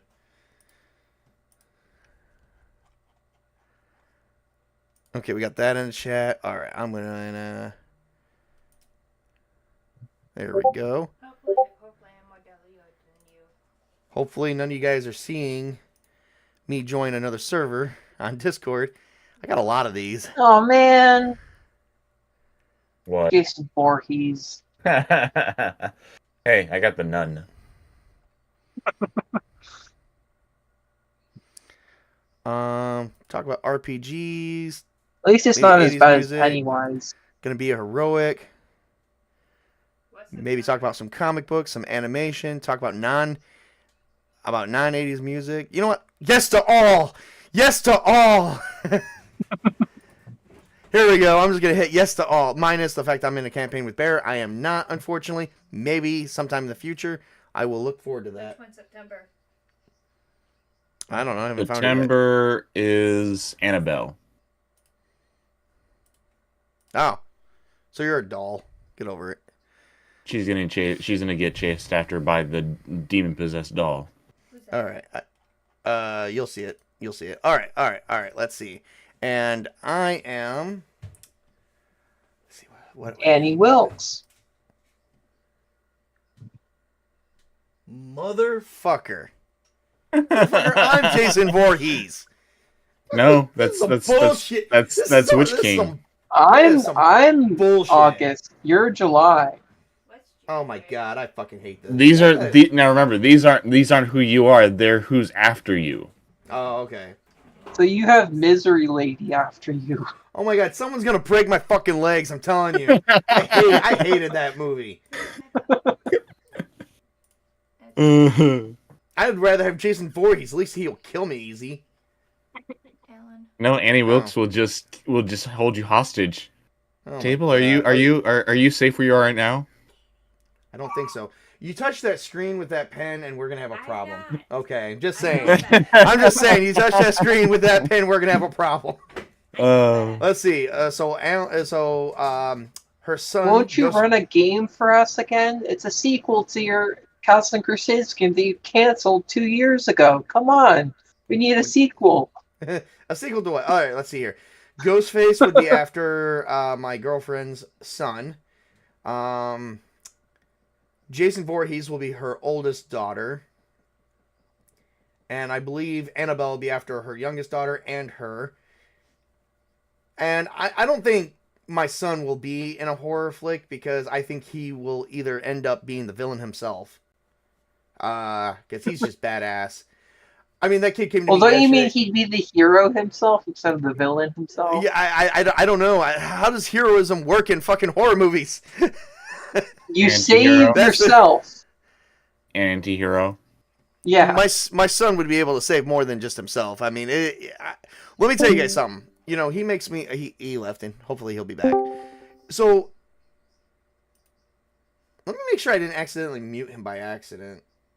Let me turn him up as well. Oh, I can hear him now. Well, hear you. I didn't realise I'd clicked into the chat just by clicking into the server. Ah. I ended up in my microphone afterwards, so I realised I just disconnected and reconnected immediately, and it picked it up. I thought going. I thought okay, click down to the right bit, then click the join. But for some reason, I don't know, because we've been into voice last night. I don't know. But that's what happened there. I Nice. just managed what was going on there. So, before I show these off, let me guys tell you guys a story about my kid, that has me so proud to this day. So we took him in for probably. So we took him in for his surgery, and he literally looked at nurse and just said, "I want to go home." And the nurse is like, "Look, you're under anesthesia and drugs." It was an in and out thing, but they wanted to wait till the anesthesia wore off because his body did not respond well to it at all. And he said, "Listen, you said it yourself that my body did not respond to the anesthesia, because as soon as they put him under the anesthesia, he was out like a light, like quicker than most. They actually had to watch his vitals very, very closely, because it dropped him, and which I didn't know that at the time, because they didn't exactly come out and tell me that's what happened. We did find out, and so when they were waking him up, giving him medicine to wake up, and he just said, "Listen, I'm not responding well. I feel like I'm going to get sick, and I'd rather get sick at home than here in front of all you guys." And he said, "Dad, I want you to take me home." And he literally instead of sitting there quietly for 15 minutes, he literally struggled for 15 minutes every time to get up. And every time he failed, he gave it another couple more minutes, and he got up. And it got to a point, we finally got him into a wheelchair. We got him in the car, and I got him in the house, which I carried him all the way into the house. You know, imagine a 5'9" dad carrying his son, who is currently 5'9" himself. Ow. No, he was 5'9", honey. He's my height, honey. I'm not 5'6". I'm 5'9". I know. And he's not taller than me. I'm 5'7". taller than you. He's not. No, you got to line up. You got to stop wearing those high ass boots. Anyway, women. So, okay, fine. I'm gonna say 5'7" then. You know, argue with me right on stream. All right, so 5'7". Regardless of which, he's pretty much my height, and I'm carrying him in the house. Well, I parked in the middle. The way my house is designed, I have two doors. One door leads to my driveway, while one door just leads to another part, because this house has been modified several times before we moved in. And there's been many additions and changes from the original structure. So I finally parked in the middle of the street, and she said, Mrs. Tabletop's with me. She says, "What are you doing?" I said, "I'm not going to try and take him into the way where the driveway is, because immediately as soon as we enter, we have another door, and then the downstairs. I'm afraid I'm going to fall downstairs with him. So I don't want to do that. I'm just going to take him through this door, and that will lead straight into my house, so that way I can just take him straight to his room."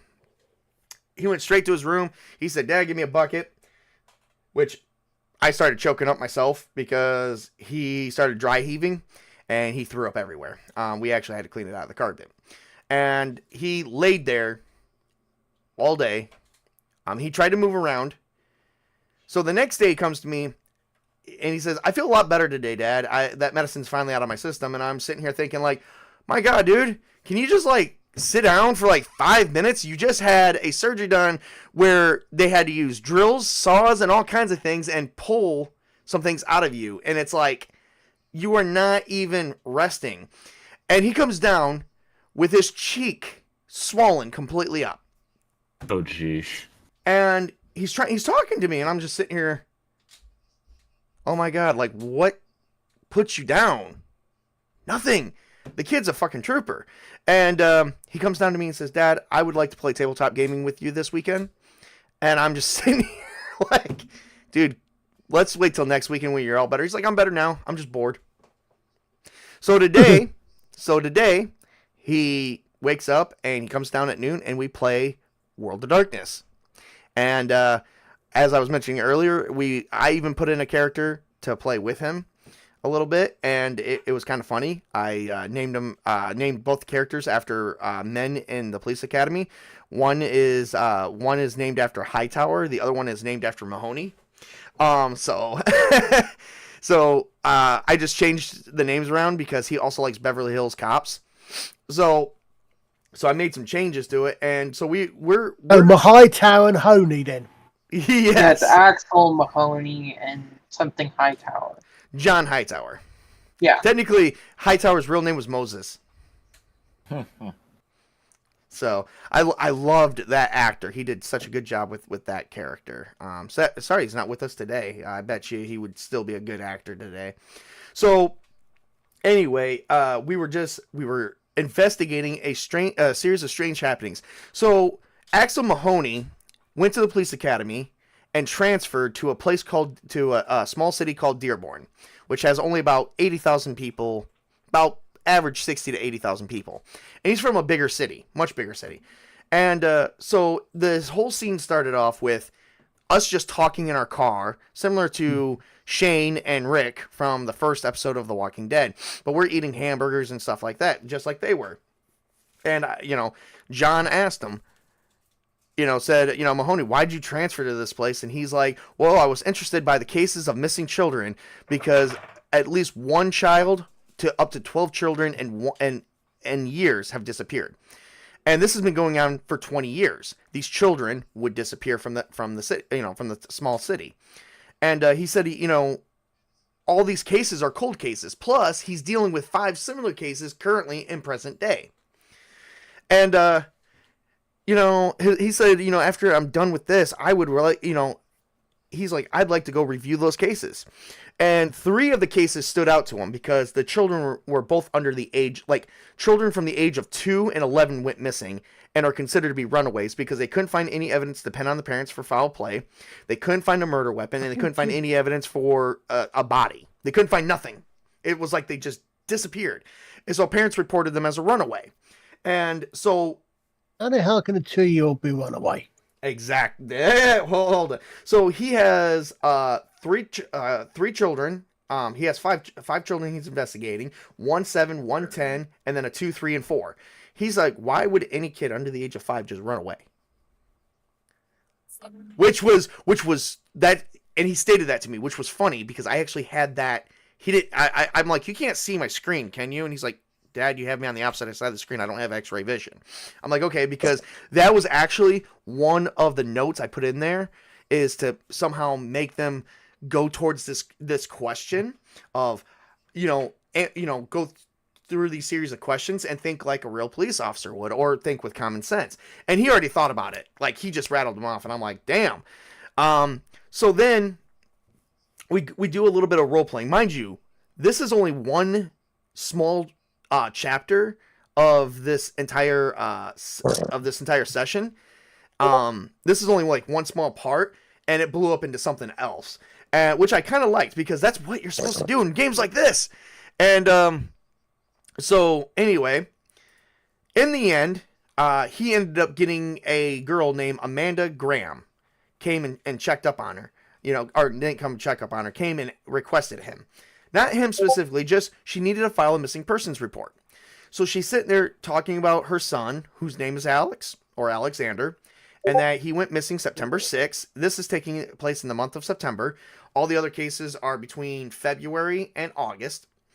So he's getting his 6th case.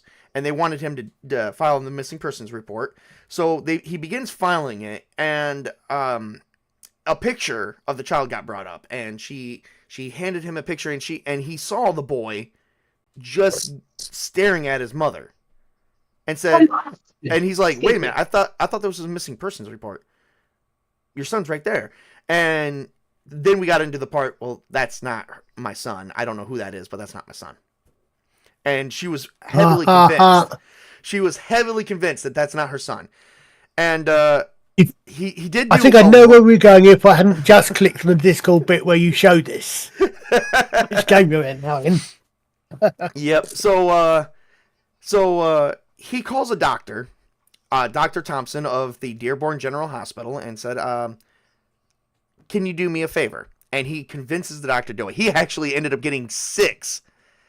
He ended up getting 5 or 6 successes to succeeding on him just to do this small favor, which legally could erupt into something more if he doesn't play his cards right. But he did it so fucking well. So he went in there, and he got the doctor to agree to a DNA test. He got the girl to agree to a DNA test and just have one performed on her son.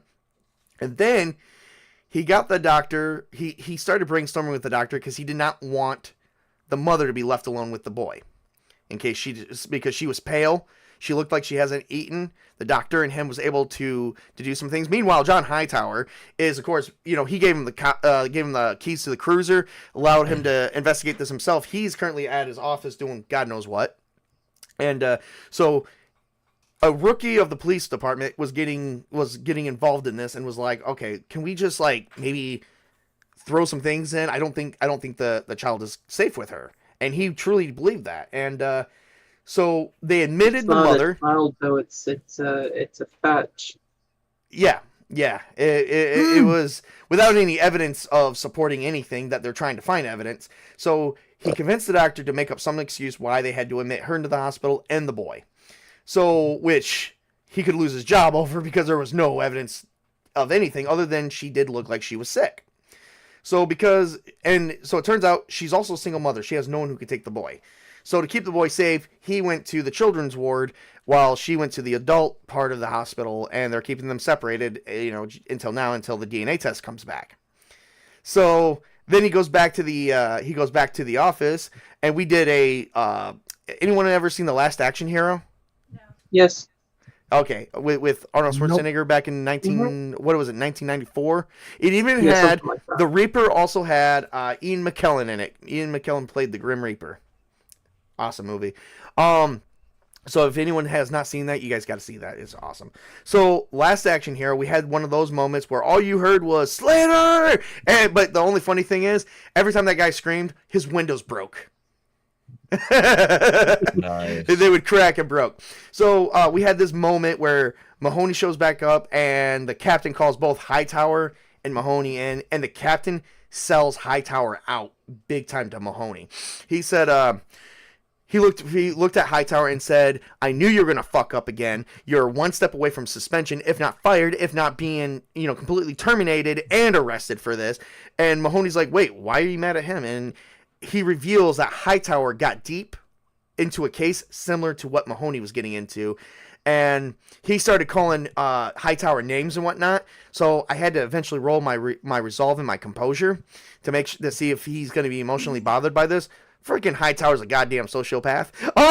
Because he's like, I ended up getting over 7 successes. I rolled a bunch of 10s, and I was like, yeah, he's not fazed by this at all.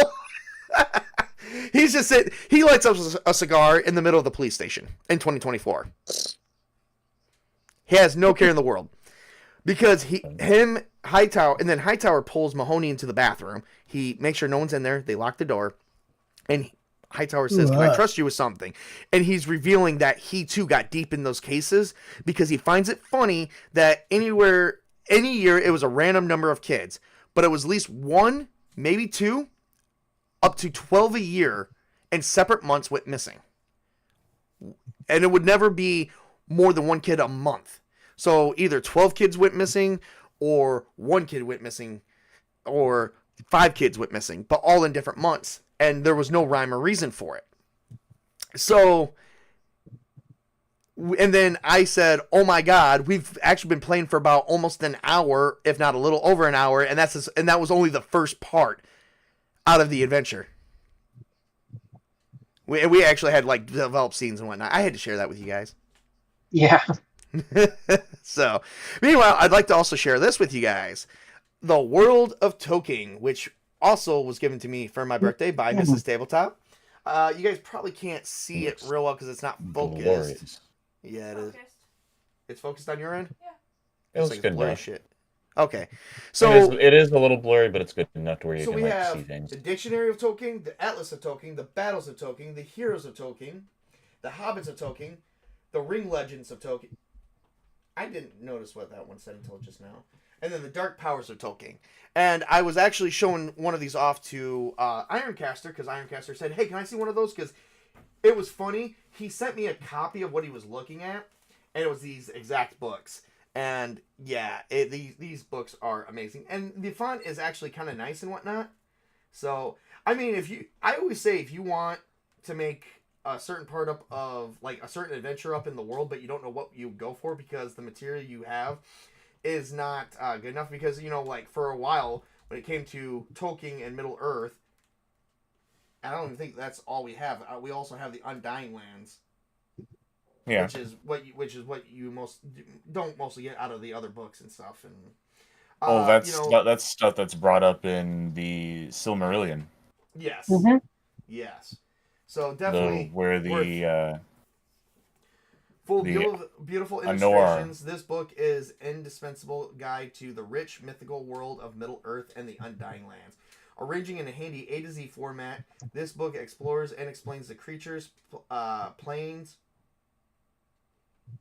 events, and places that makes up these strange and wonderful lands. Definitely worth checking out. And then I don't even know what the Atlas. This was the only book by David, besides the encyclopedia and the other book I showed you. This book out of this set was the only one I ever opened up. I never actually opened up these other ones yet. And, oh my God, look at that. That is some really nice artwork. David Day, you do great artwork, sir. I'm not sure that David Day's artwork. I think that might be someone else's. Well, his name is the only one at the front of the title. So I don't know. Called again? What's up? The Atlas. The Atlas of Toking. So this explores a geographical guide of Middle Earth and the Undying Lands with a comprehensive atlas. Full color maps are featured throughout, charting the shaping of Arda from the creation to the events of the Third Age. Nice. Yeah, David Day is credited as the author. As Yeah, whether but he is the maybe I should just look at the bottom of the artwork. Hang on, let me check this out. Oh no, that's just a thing of what we're seeing. Caption of what we're seeing.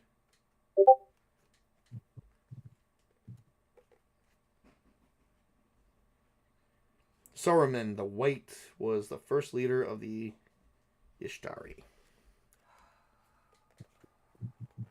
The history and the kingdoms of Dunedain. Oh my God. Dunedain. Dunedain? Oh. Mm-hmm. We gotta start. I gotta start making up wars for Paramore. We're actually about to. Actually, right after we're done with this campaign, the next set of adventures will be linked to a Wars of Crusades, and possibly more than just one. Because I have came up with so many like spin-offs to where we could tie in.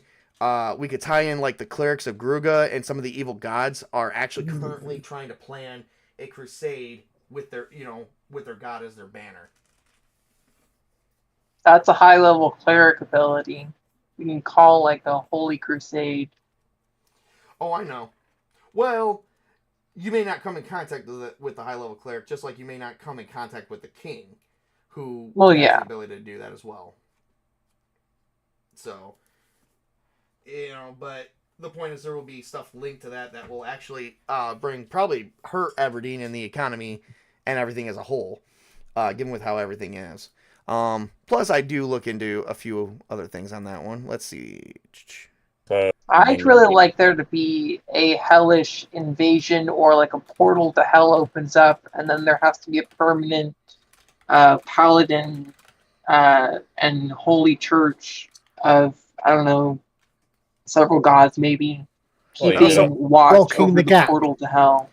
I just Well, got I a mean, what really, you- I just got a really awesome welcoming to the new server I just joined. I gotta say that seems like a nice, and I just gotta put this out there. I know we're on stream, but I just gotta put it out there. That's just really nice. That is what the tabletop community is always about, and that's what I try to promote myself. Then you're in good so- hands with Bear. Oh Bear yeah. is So- Bear is Andrew, by the way.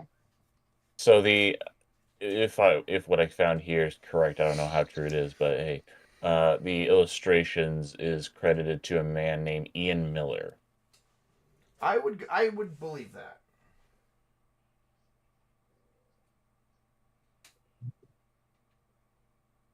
Although it doesn't say it anywhere on any of these books. So yeah. It says that that probably he's is- credited to 6 illustrations, including the cover. Okay. Huh. These are pretty awesome. We'll definitely have to probably explore a little bit more on this. All right. Real quick, I just got a couple more things to show off, and then we're gonna begin with some gaming, if anybody would like to. Not tabletop gaming, unfortunately. But maybe there will be time for that. Maybe there won't be. We'll see. We're gonna take a quick break. I have something I have to get, and then we're gonna continue with some more things to show off, and then we're gonna go from there. Okay. Yep. All right. We'll be right back in about 10 minutes, everyone.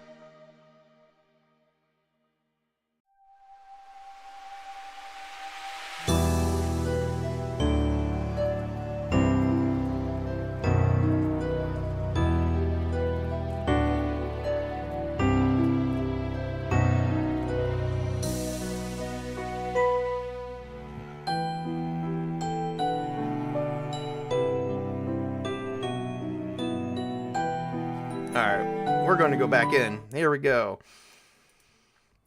And we are. Oh,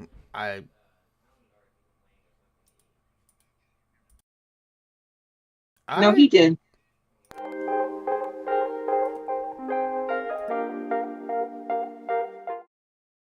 I saw the on hold button or mode off, and it turned on. We're gonna go back to hold.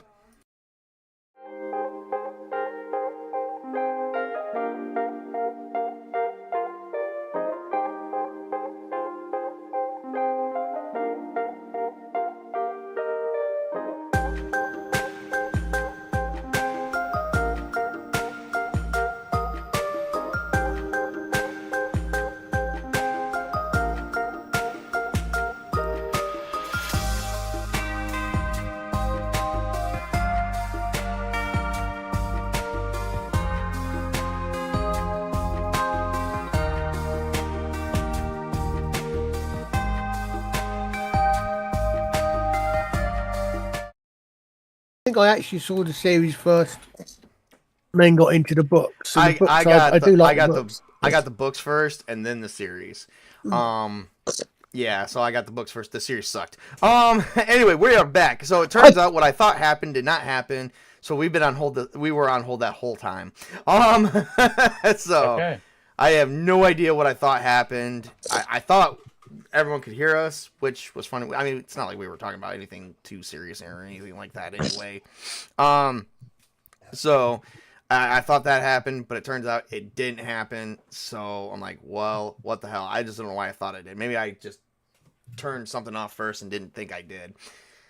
Whew, I'm having a senior moment, everybody. I guess that comes with getting old. So Yeah. You want to talk about senior 24 moments? Better ask Colin there. we ain't gonna talk about that. Sorry, Colin. You still have 24 hours. You're not that old yet. No. I actually, if you want to be honest, I technically have 9 hours and 26 minutes. Because I was born 12:30. I was born 12:27 on the 1st of July. Exactly. I'm not literally old. 27 minutes after I'm midnight. Nice. I'm not quite old enough to be counted as a senior citizen yet. Not even over here. The way these things are going, I think I might actually be the last generation that does actually ever get to retire. Nice. Yeah. Sadly, but nice. Ooh. Anyway, besides that, what up? Oh, there's a well, I watch sometimes. One of them that they do watch the old horror movies. Actually, when they're doing this evening, I might actually have to clock out to they're actually doing the 1962 Vincent Price Tower of London movie, which shits all over Richard III even more than Shakespeare did.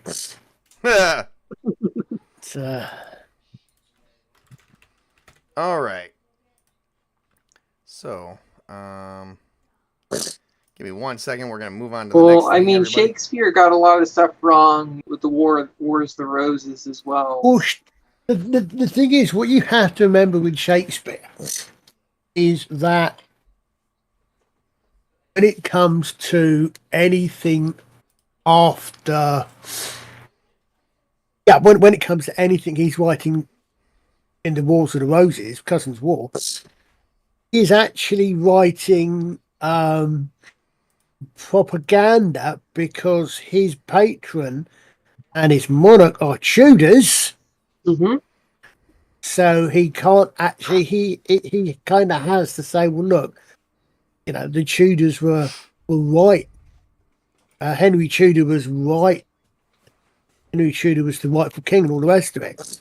So when he gets to Apparently, the Wars of the Roses, Roses were a lot more peaceful than they are depicted in Shakespeare, because like the soldiers wouldn't attack their neighbors because they wouldn't want them to revolt against the king who's in charge. There's a reason that they're called the Wars plural of the Roses. Mm-hmm. Same reason that there's what the king of the the time, 100 Years War was.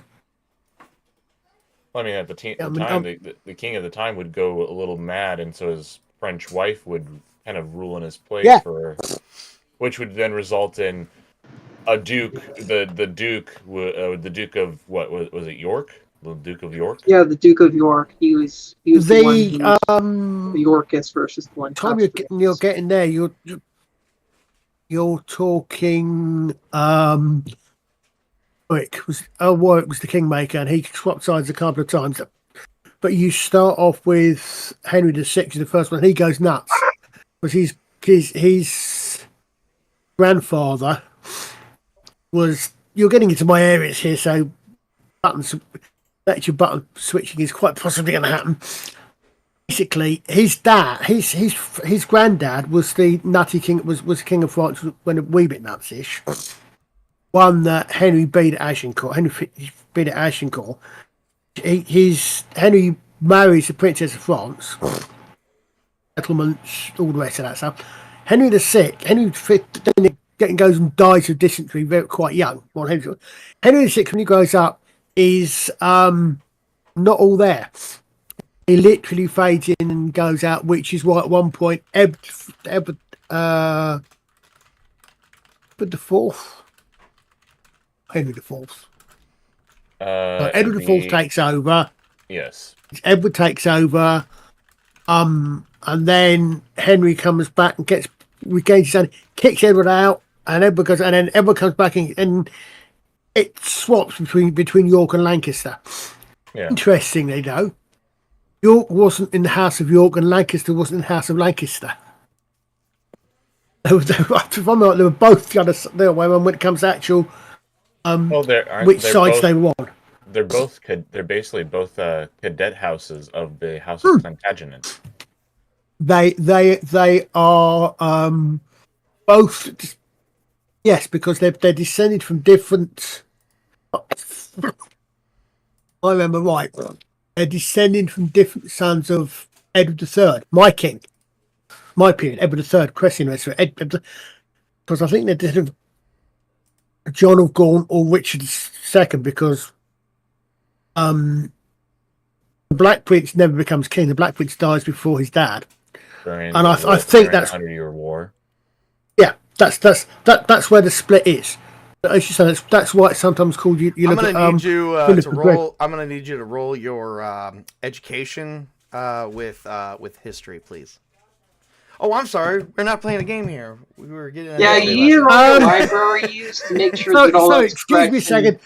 Let me just grab my handful of the dice that I have in both of those areas. Oh my God, you would too. That's 39d6. Oh my God! Plus the history dice. Remember, if any sixes you roll again. Never mind. We're not doing all that. That's too fucking much. I don't have enough dice to do that. You would roll. You would put points. You have like a 70 or 80% in history, and your education is probably like 60, 70, or 80.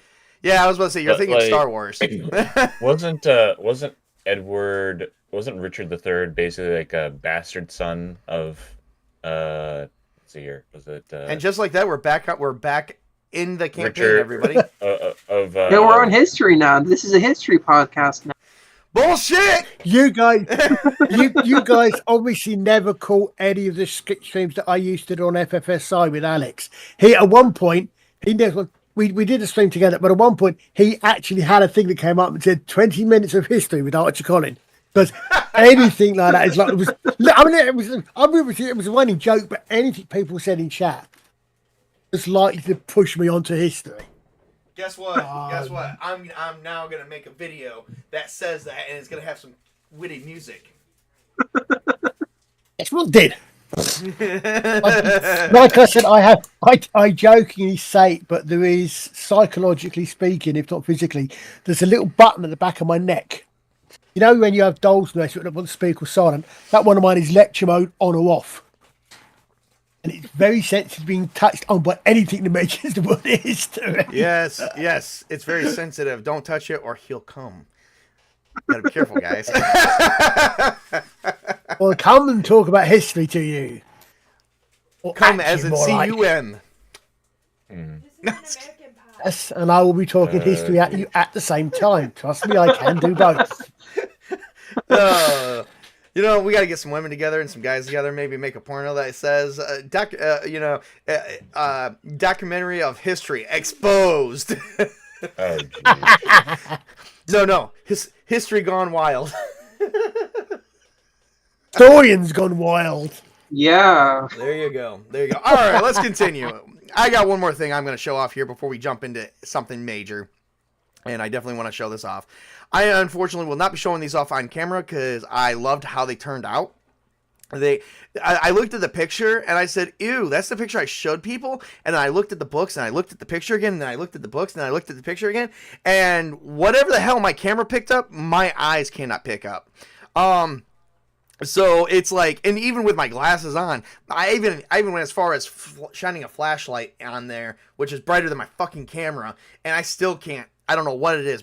You know what? I'm going to tell people this right now. High definition megapixel cameras were the worst thing. I'm willing to bet you can find you can find a pimple on someone's ass with one of those things. I mean, 4K shit. Someone deterred me away from a 4K camera because I said, oh my God, 4K camera. He's like, yeah, you want to see what kind of pimples someone has before they form? Right on their butt cheek, that's the one to look for it. That's the camera you're going to need to see that, because they're like, that's the only thing those cameras are good for, is how much high definition you can see. And of course, I have a top of the line phone with the top of the line megapixel cameras and all that shit, and I feel like I can pick up things that other camera phones do not. But without further ado, I'm going to show off this collection, because this collection is going to be relevant in a couple months. Booyah, everybody! The World of Darkness. Starting with Nice. the core book and going all the way to Changeling, of course. I didn't Hey, know those aren't soft covers, are they? I didn't know that Oh, Halo yes, was a part those of are- the World of Darkness. What's up? I said I didn't know that Halo was a part of the World of Darkness. Halo's holding them up right now. Because soft covers don't You think hold it up might pretty well come without well. two. So, like, I actually had to do this with Mechton Zeta. I had to do this with Cyberpunk 2020 books. And I had to do this with some of the Star Wars books. I had to put them all in between. Like, you can line them up like that as long as you got them between a wall and a big-ass hardcover book. Because they Well, don't then stand you up just very need well. more books. You need more books to fill up the shelves. That's the only thing you need to do. Yeah, exactly. I got a list of 71 more books I'm going to buy, including 26 of them are from 26 additional from Mongoose Publishing, which are hardcover books. And I think they're going to go. I think these books are going to go on a shelf with Mongoose, but I don't know how that's going to work. I'm still trying to figure that out. But yeah, these books when they were first published was actually hardcover, not soft. But right now they're when you do get them online at drive-thru, you can actually have the option if you want to pay for soft or hard. If you do the hard, it will have, I think they said it'll have full bleed, but if you do the soft, it will not. Just because they got to be careful with the covers. I ordered the soft covers because I thought, first off, I couldn't get all, like, I have this really bad what do they call it? OCD. So these books are the only books you can order in hardcover. All the other books are soft cover. That's it. And when I found that out, I said, oh God, ew. Like,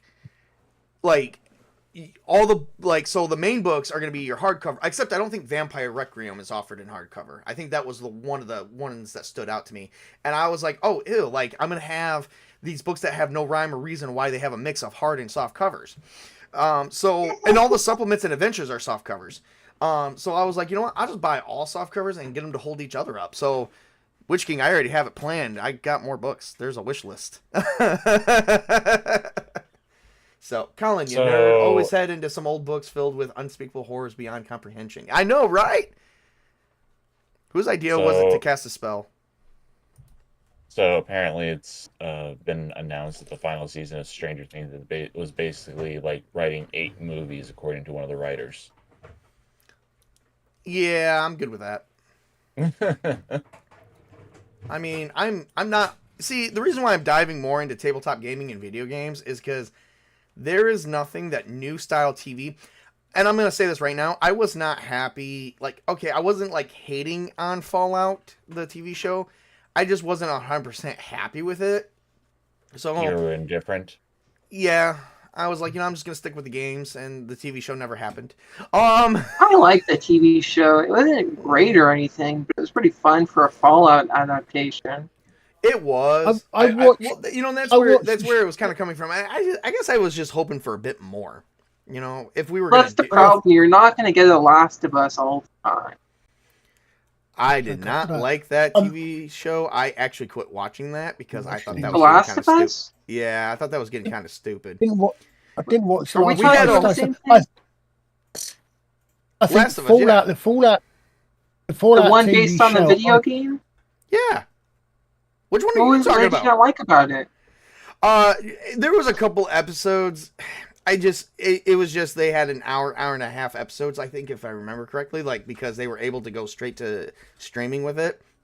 And we spent, like, my girlfriend and I, we were just sitting down watching it. Like, episode 4, we just spent talking about the backstory of 2 guys that were in love with each other. Which was this the one? I didn't have a problem with, but I just don't think an entire episode should have been devoted to that. I mean, I liked that episode. That was just how that was just how I felt about that. But then they did it again, where they took a whole episode, and like I wanted to know more. Like I wanted to see if we were gonna find out the secrets of the clickers, or find out. There is no I don't secret. know. Oh, yeah, that's why I didn't They're like just about infected people. Infected people with cordyceps. Yeah, that's all. Yeah. Yeah, but There's I no never secret conspiracy. There's nothing like that in The Last of Us. It's just about people. Maybe that's where my interest was lost. I mean, if you like The Walking Dead, it's pretty much the same. The Walking Dead is about the people. This was about the people too. Except they did reveal later on, and they have revealed that the wildfire virus was actually manufactured. Or was experimented with. Not necessarily manufactured. That was like way, way after the show had kind of gone downhill, though. Yeah, I think they only did that just to keep it fresh. I don't know. You show me something like The End of the World, I want to see. I just want to see something more. I don't know. It just did not inspire me to keep going with it. I mean, they explained how it happened. Yeah, I didn't have that issue. I just had the issue where they would take whole episodes. They had 1 or 2 whole episodes, which it killed my interest because I'm sitting there wasting time. And in the end, that story did not matter. Nothing about that mattered. One, they were already dead. Well, it mattered to Joel and how he handled things. I don't agree with that because it's either the acting I couldn't get my head around, because Joel still had that I don't give a fuck, like he has to be this cold hard badass, which actually he was a lot worse in the game. He was way more cold in the game. He was very warm and cuddly compared to the game. Yeah. And maybe it's just the way Pedro played either the game. All I know about it, the fuss that came after the second one came out. But I want to play the second one just to see if I can get through it, but at the same time, I don't have a PS4, PS5, whatever. So I'm gonna have to wait until it comes out on PC. It was Fallout. I have played, and I think Fallout. I think possibly suffered from the we dropped it once more because I watched the first couple of 3 episodes, And I caught a few things that were obvious that I thought, okay, well, hold on a second. That's a bit coincidental, isn't it? Well, She comes okay. out, she just has to come. And, you know, but you understand that I have to, but you, at the same point, you do understand that telling a story and these things, you have to. But then I heard they just could have gone about it in a better way, I think. Yeah. But then I heard reviews the later bits and what. Then I thought, well, hold on a second. No, so wait a second. So you're saying this at this point. So this means that the entire NCR is wiped out by a nuclear blast 20 years ago. Okay, but hold on a second. But they're still fighting Kaiser's Legion. It seems. Yeah, it doesn't make sense with the games, unfortunately. It makes sense up to the point to like Fallout 3, but that's about it. Yeah. Well, because what got me was I think someone put it. I think someone summed it up best, and certainly the explanation that made the most sense to me, shall we say, was that Bethesda want to deliberately. They weren't so much deliberately shitting on the games, but the other games are more popular than the Bethesda games. What they wanted to do was they were saying, "No, we're pushing our games, and therefore we're going to we're going to kind of make Las Vegas, New Vegas, and the rest of it pointless." Well, I mean, New Vegas does kind of apparently play a part in the second season because it does apparently still exist. Yeah, but the thing is, and I think, and they seem to be. I mean, my first thought, I thought. Hang on. I'm gonna enlighten this argument a little bit because there is something that was just I don't know where the article is. I will probably have to find it before the end of stream. But there was something said about that Mr. House, the person who basically runs New Vegas, is actually going to make an appearance. I'd be interested to see that, but at the same time, I'm a little hesitant. So I'll still watch it. But see, I think here's the thing. Everyone said they tried erasing New Vegas out of there. I don't think that was really the case. I think what they erased out of there is the unpopularity of the previous games. Now, I mean, Fallout 1 and 2 were great, and Fallout Tactics was okay, but they weren't as popular as Fallout 3, New Vegas, and 4. I've never played Fallout 4. They just wanted that to be left alone because they want to do something with that, and Bethesda does want the Fallout TV series to be a part of the continuity. So why not put it somewhere else? I mean, I think it had the aesthetic and the rest of it was very definitely the first problem I had with the show was the sex scene that they did with a guy who's clearly got scars and tattoos when people in the vaults do not have scars and tattoos. They are. Well, I mean, that was the first problem. Some do in the games. Not to the extreme of the Raiders. Well, yeah, of course, and that was just a contrivance for the story. I agree with that.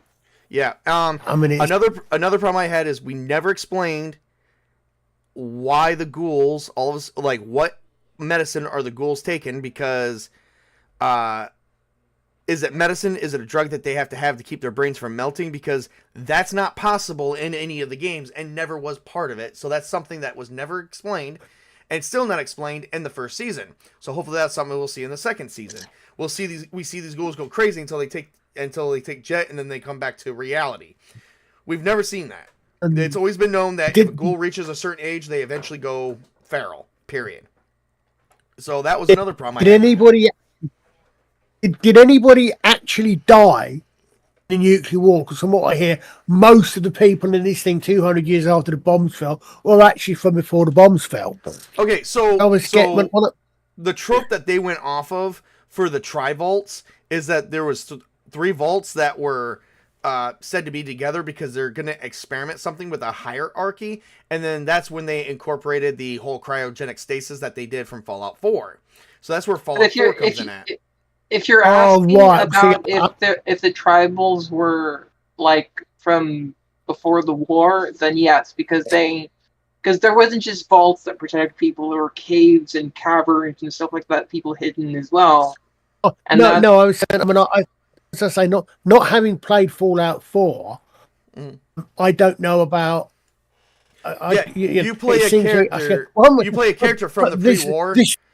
You're a character from the pre-war time that when the war started happening, instead of being able to draft you, because you had a little baby, you guys got into the vaults, of which I forgot which vault they went in Fallout 4, but that's when they introduced people Vault to cryogenic 111. stasis. Vault 111. That's when they introduced. Okay. Huh? That was Vault 4. No, Vault 4 is something else. That's when they started incorporating all that.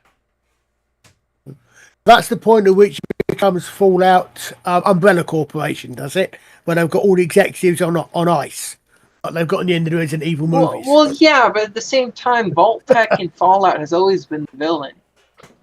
Yes. Oh yeah, no, I'm Vault saying Tech was never the good guys.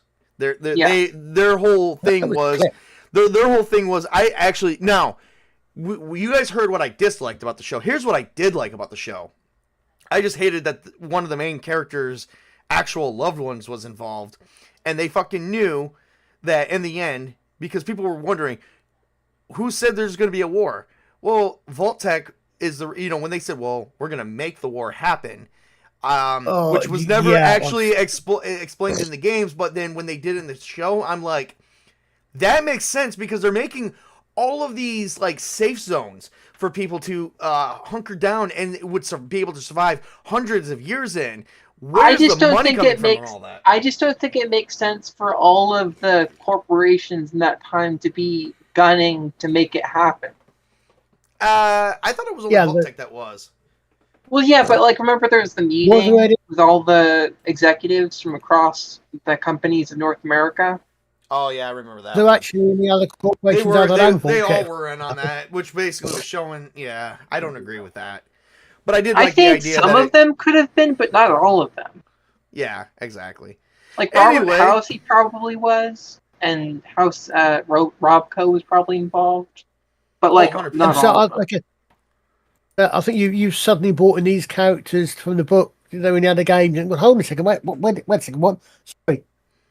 Mr. House is now out of one of the bad. Oh. Mr. House was always one of the bad guys. Yeah. He was bad going back to Fallout New Vegas. Yeah.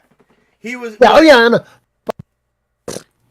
He was leading, he was one of the leaders of one of the corporations. I don't know if it was spelled out like that in the Fallout New Vegas game, but I did not hate that. I thought that made a sense because he was a very important. All we know is he was very important before New Vegas. During the pre-war times, he was important, and he was definitely important afterwards.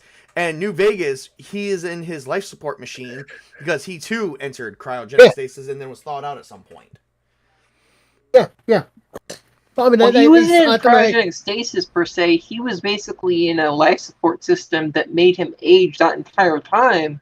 He just was still alive. Yeah, I mean, because he actually talks to you through the computer. I mean, he's the one that apparently saves New Vegas. I mean, missile shield and all sorts of things. He redirected all the missiles from attacking New Vegas. Yeah. I mean, I don't know how much of this was from the game and how much was it. But I think I wonder if I've got a feeling that this seems to have come across something that seems to have happened a number of times from my point of view. I've got a feeling that Fallout, like Foundation, like a number of attitudes, they're probably very good series if you haven't seen or you're not familiar with the source material. I suspect Fallout is probably really good. I mean, they come up with these. Some of the things I heard apparently about what the revelations in Fallout makes sense. But if you're familiar with the Fallout universe, particular side, it's like again with the Foundation series. I watched the first 2 or 3 episodes of the Foundation series. The first episode was basically the first book. It was 5, first short story. And then after it went completely off the rails. It was probably a very good, large parts sci-fi series. And if you watch Foundation, if you know Foundation, I think that seems to think. But so if they hadn't said no, this is definitely set in the game universe. That I think is probably what a lot of people have problems with. Uh-oh. Tabletop saying Monster Hunter. Oh dear. He must have gotten it from someone, or he got it himself for the summer He sale. got it himself. Okay. Here we go. Here we go. Oh yeah. So we're gonna check it. We're gonna check this out, everybody. Anyone who has this game, feel free to jump in with us. We'll make a party out of it. I do not have it, unfortunately. But it is on It your wish was list. trying to pressure me to get it. It is on my wish list, but that's only because I put everything on my wish list. Ugh. That's why my wish list is so big. I think I haven't got a game. I'm going to drop out anyway, guys. Happy birthday, mate. All right, thank you. Is it actually today or is it? It's, You seem to have had. it's tomorrow. I was going to say you've But I have to. But I unfortunately have to work on my birthday, so I will not be available at all tomorrow to receive any messages. I always used to try to take my birthday off, but yeah, I wasn't able to because of the holidays this year and because how short staffed we are. Yeah. Well, enjoy the game, guys. Yep, As see ya. I'm saying, I'll post. I posted a list up for you there, Witch King, Yep. regarding books. Yeah, I actually posted my list of books that I have. Yeah, no, I know. I've responded to your post. Oh, okay. So I'll see you guys on Friday, if not before. Okay, see ya, man. Have a good day tomorrow, mate. Yep, bye. Cheers. We're gonna check this out a little bit. So, and you guys can actually see it. I got it playing in real time for you. Holy freaking shit! Like just to get okay, got it. Okay, awesome. Man, just give me to the intro, which there's always going to be a stupid... Thank you for the autosave. There we go. There's going to be... And, of course, I got the Iceborne one.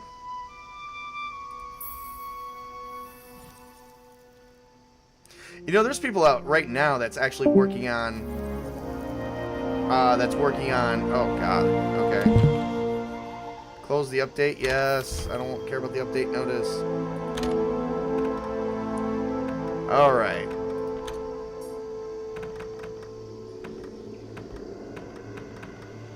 Hopefully y'all can hear me. Yep. Yeah, I can hear you. Or, well, I'm talking about on YouTube.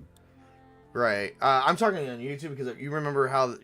For some reason, my audio works so stupid with... yeah, you can be heard. Okay, with the Chroma Squad... for some reason, I go super quiet. I don't know why. Yeah, that was really weird. Chroma Squad was little pretty bit. fun. I'll push it off. Yeah, because you were playing 8 hours with it the other day. Sisters and brothers. of Not the other Fifth day. I Fleet, finished it already. It's time. I'll keep my farewell brief. Never was much with words. Oh boy. Once you board this ship, there's no turning back. Oh boy. The next ground your feet will touch will be that of the new world. Oh boy. So we go into If another any of dimension? you have lost your nerve, then step away now, and let no one judge you.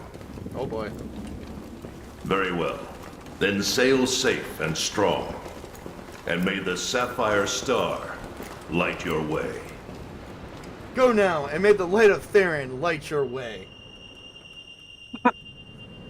You know, the actual gamers who play the characters are going into the world of Fartherall in the next movie, and they're gonna have to try to get out or save the world, the multiverse in the shadow or something. Yeah, I know. I cannot wait for it. Mm-hmm. I've been waiting I've been waiting forever for the fourth gamer movie. This looks kind of cool as shit. Look at that. Yeah. Uh-oh, now we have to run houses and crusades in this world. Don't start with me. Although there's a lot of aspects I would take from it, like the sigils. Mm-hmm. The Adventurers Guild. the inventions. Mhm. And the fact there's little cat people. Yo, did you hear? We're almost there. You ready to grab this new world They're by just the horns? little guys. Don't know little about guys. you. It feels like Little ages since I guys. left home to join the commission. Oh boy. So, nervous? He's dead in the first 5 minutes. Believe you me. Yeah, I know, right? Anything could happen to us, but hey, that's happened. Hey, aren't you one of the A-list hunters? What? No way! So are we! Hey! Tell us your name!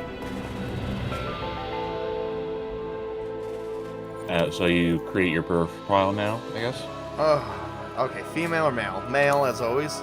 I love on how they change. They definitely made some things here, so I don't want to know faces. Let's go to face. No, that female looked exactly like you, Table. Oh, shut up. Yes, it does, actually. This You're so beautiful. Did you know that? All right, guys, I know I'm pretty, but listen, I can't disrespect this tabletop. Okay, she knows that she is with a very pretty man. Hey, I'm tan. I'm tan, 6'2", brown hair, white shorts. I'm a very pretty man. I just need to have a balding haircut.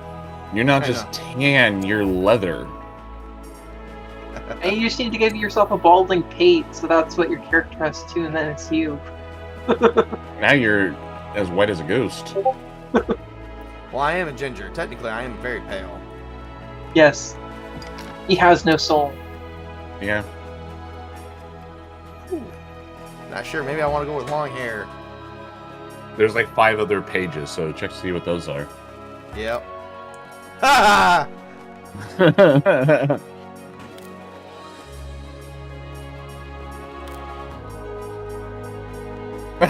There you go, ponytails. Or pigtails, I should say.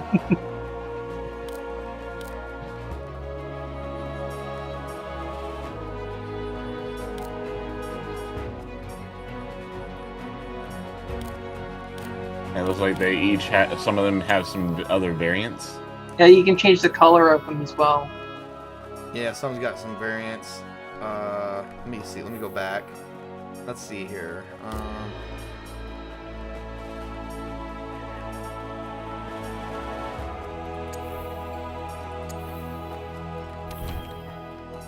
No, I just want to rotate my guy. There you go. You can change the color right there. Yep. I'm gonna rotate my guy. See, I want to see a haircut from the side. You don't want to get a mullet? Don't push me.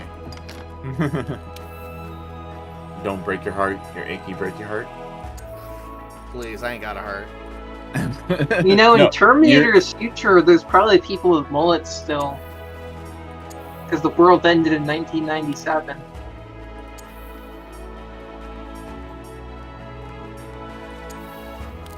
August 29th, 1997. Judgment Day. That looks more like me. But I actually want some fucking hair. Oh, you know what? Oh look, you can get cornrows.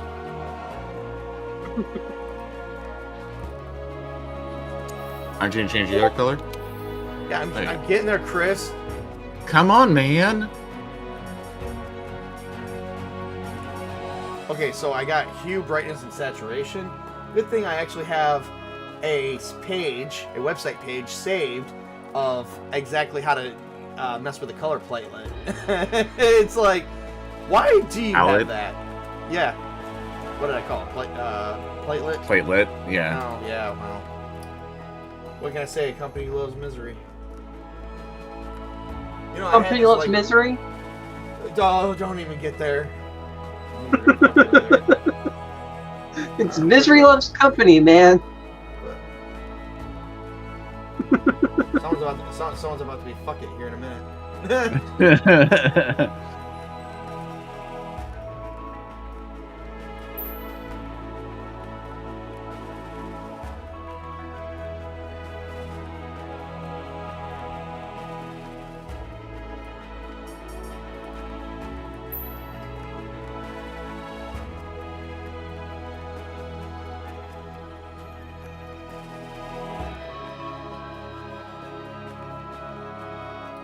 Oh,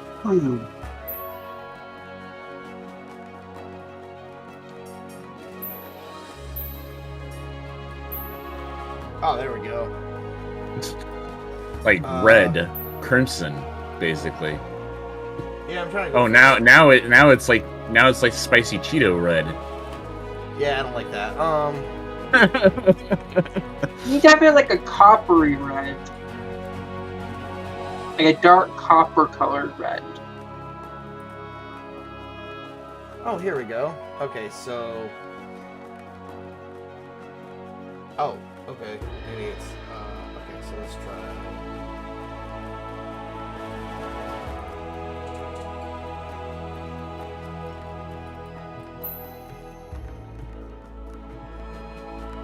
I'm not sure how much it makes sense for there to be wheelchair using survivors in Terminator in the future war.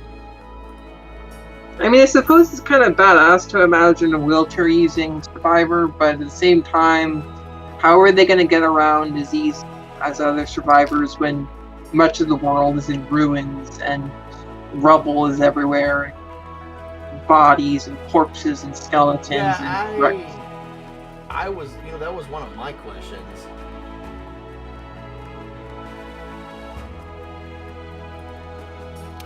Yeah, it doesn't make as much sense when you take it that way, but, like, I mean, in a cyberpunk setting, it can make sense. In a superhero setting, it can make sense. But, like, when it comes to an environment like a post-apocalyptic Earth, I don't think it makes as much sense. Well, how about when in a medieval fantasy sense where they now have wheelchair?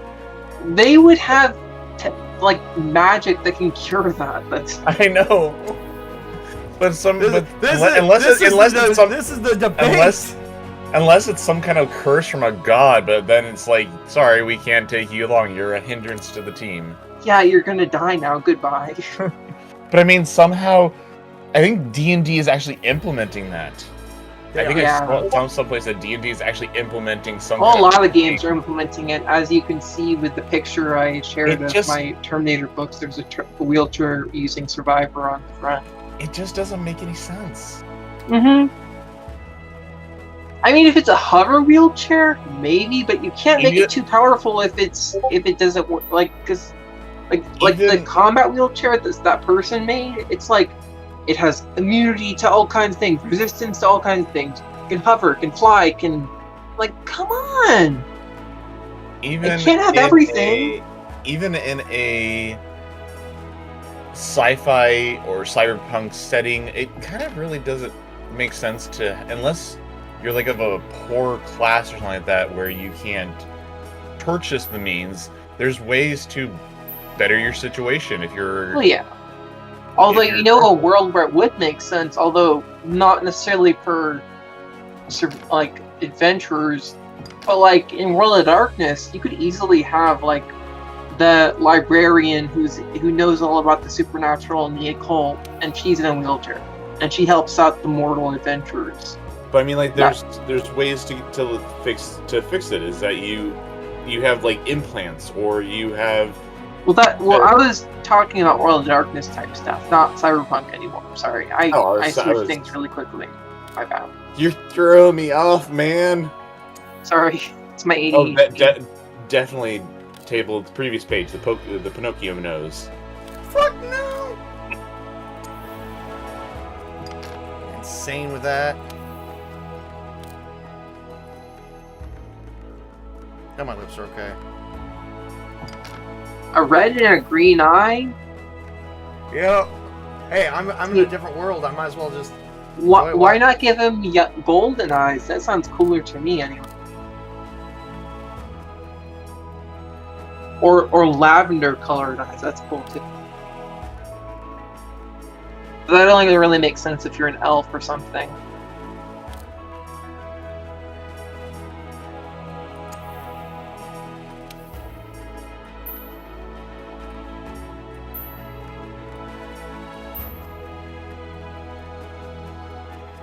It's Table the Christmas Monster Hunter. Oh god.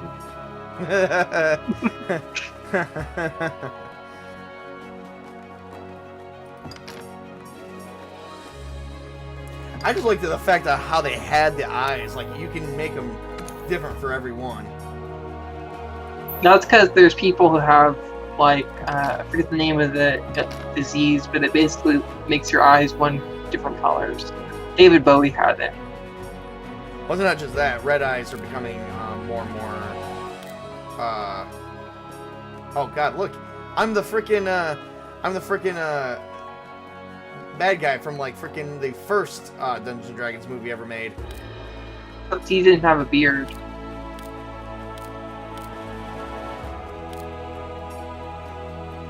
This is makeup? Oh yeah. And you also need to make his lips purple because that's how the D&D villains' lips work. And yes, that is makeup.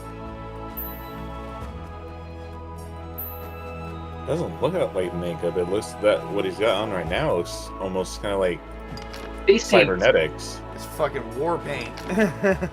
It looks like it's grooves in your flesh almost. Yeah, Yeah, I can kind of see that.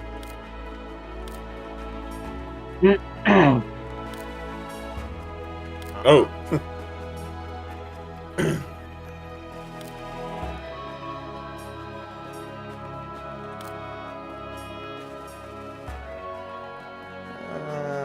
Don't think so.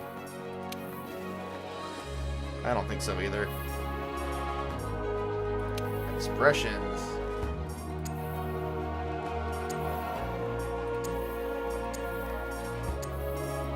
I have no idea what the hell that's all about. Clothing. Here we go.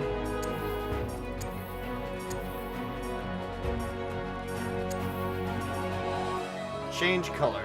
All right.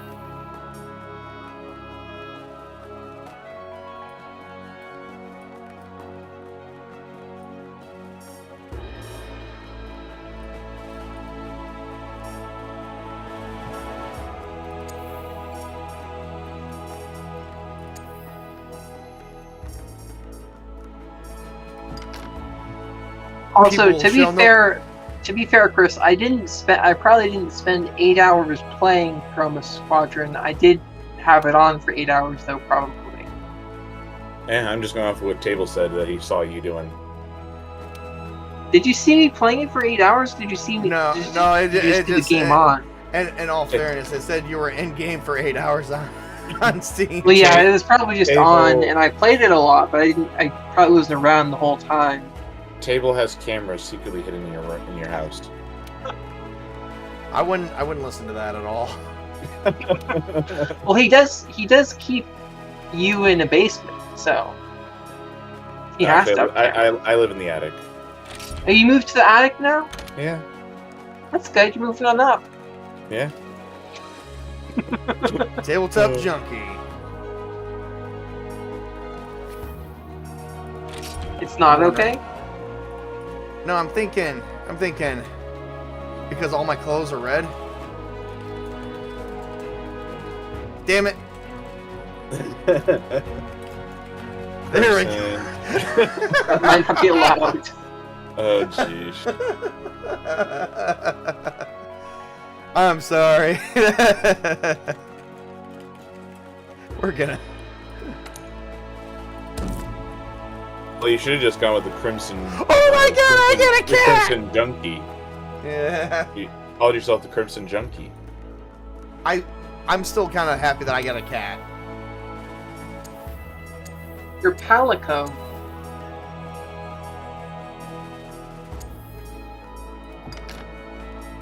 Now we need to make halflings like this in Castles and Crusades. Or gnomes. I don't know, would you rather make gnomes or halflings into this type of creature? Well, remember... Or would you rather make your own creature? That... I would probably try to customize it between a cat folk from Pathfinder and convert them to Castles and Crusades, and then take the halfling and just average out the stats between the both. Yeah, because I want it to be tiny, like maybe 4 feet at the most. That's how I would do them anyways.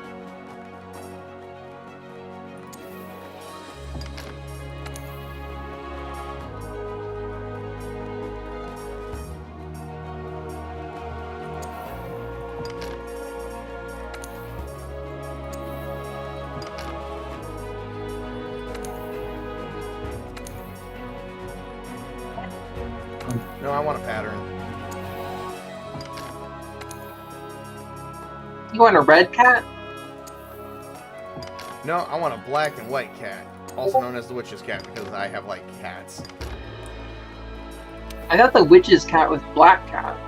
Black with a white soul patch. Oh. Oh God, yes, yes, that is my cat right there. Oh yeah.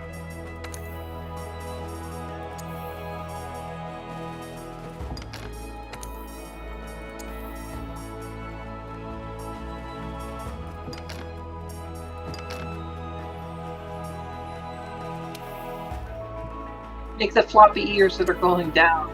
One on number 4. Oh yes. Oh my God. Oh my You God. find a all kitty kinds of cat. fun stuff. I know. Look at these cats. And Chris, you say you don't want this game. You sure, Chris? You get a fucking cat. I mean, maybe if they had a dog. If they offered a dog, maybe. No, you want it because I'm in here. I don't want a Doxtail cat. Give me something cool with it. Oh yeah.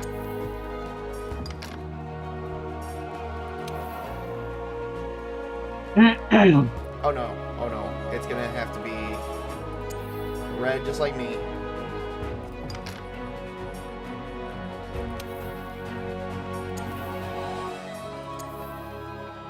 You have to sample it. Oh, those are action samples.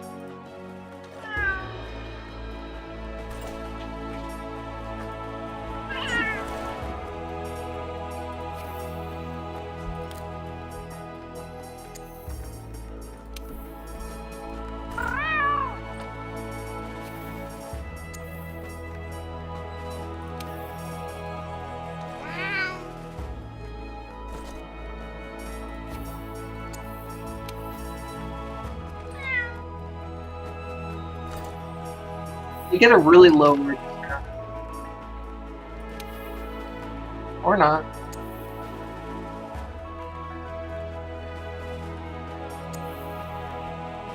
No, my cat's gonna need, yeah, there we go. Boxing gloves. That's the armor. Enter your Palico's name. Oh, yes. Salem.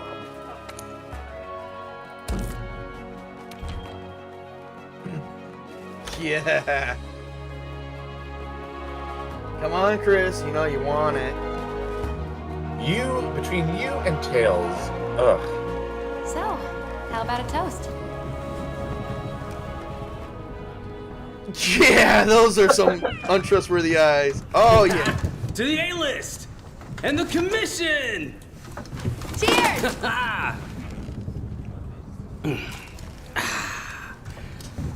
So, tell me, what's your theory? The Elder Dragons must migrate to the New World for some reason.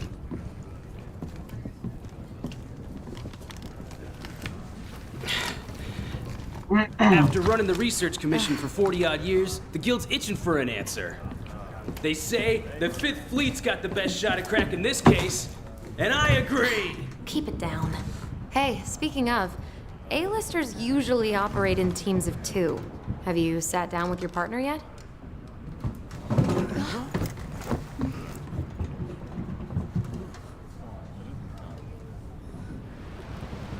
Silent protagonist.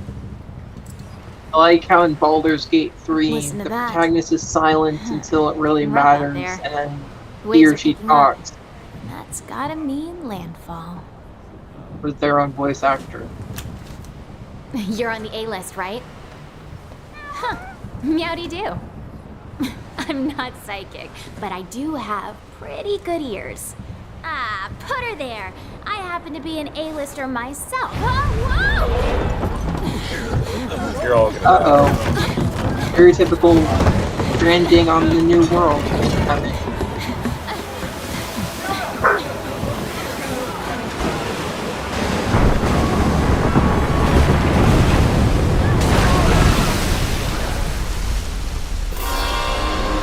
Oh, here.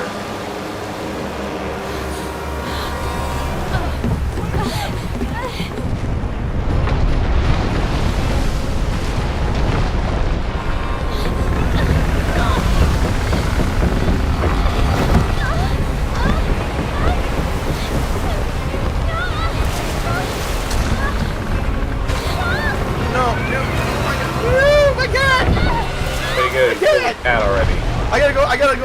No, they can't kill the cat. I need that cat. Fuckers. My cat better be alive. I don't give a fuck about the other person. It's just wet.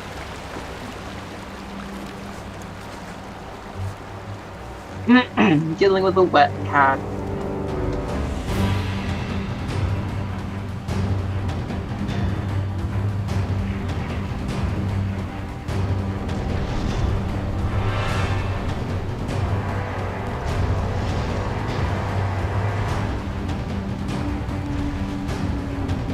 Can you run? Anybody there?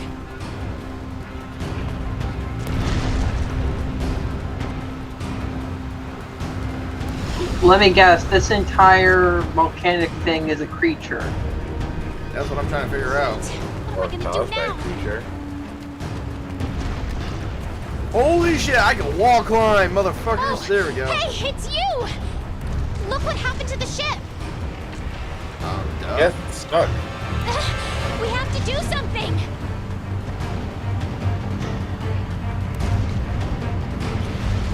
It's not safe here. This way.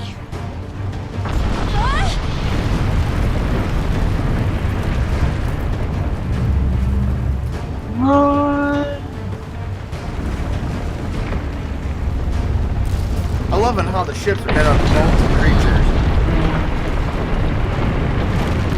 That's how this That's how world ships were in history too. They often are painted or shaped like mythological creatures as well. Get out of here. I've got an idea. Well, not ships. I said they're also made out of bones and creatures. Watch yourself. Oh. Because in this game you actually make your weapons based on what you can get from the bones and the skins of the dragons and all the creatures you come up against. And oh my god, motherfucker! Oh my god! Hurry! I'm trying to hurry, bitch. Oh, All I look, see is there's your a monster. fucking ass. Are you complaining? I am. I want my cat back.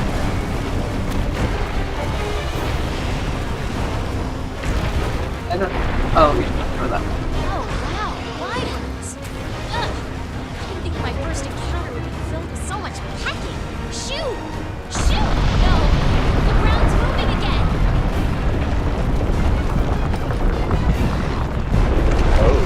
Oh my. I knew it.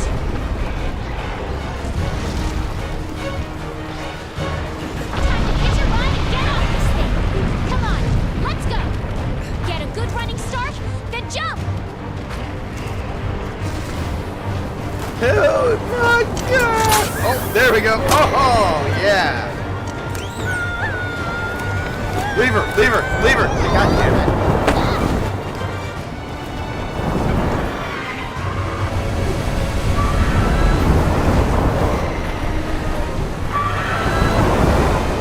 Godzilla!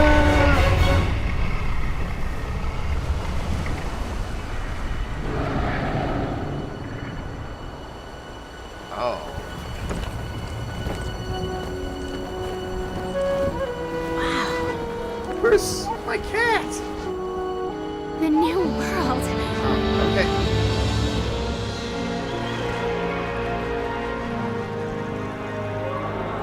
And Mrs. Table is jumping in the chat, everybody. I wish I could get monster in the world. Huh? No.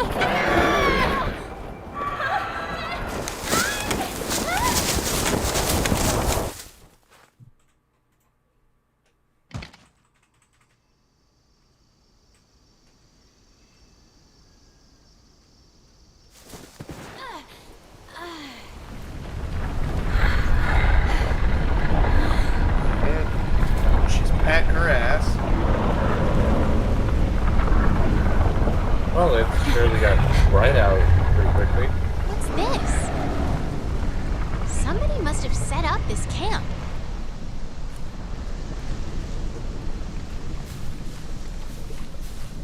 Because it was night just like a couple moments ago.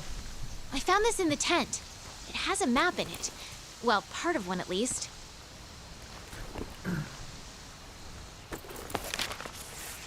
Looks Alright, like I am we're here. right around here.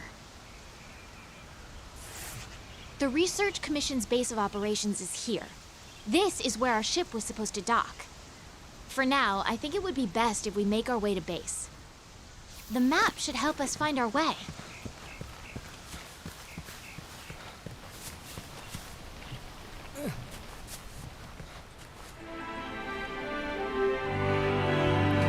Oh, Pladiosaur. I don't know what they call them. Weird looking It's dinosaurs. based on real dinosaurs. They look like fantasy dinosaurs, not real dinosaurs. Yeah. Look, the Research Commission's headquarters. Come on, let's get going. I mean, maybe they're kind of based on stegosaurs.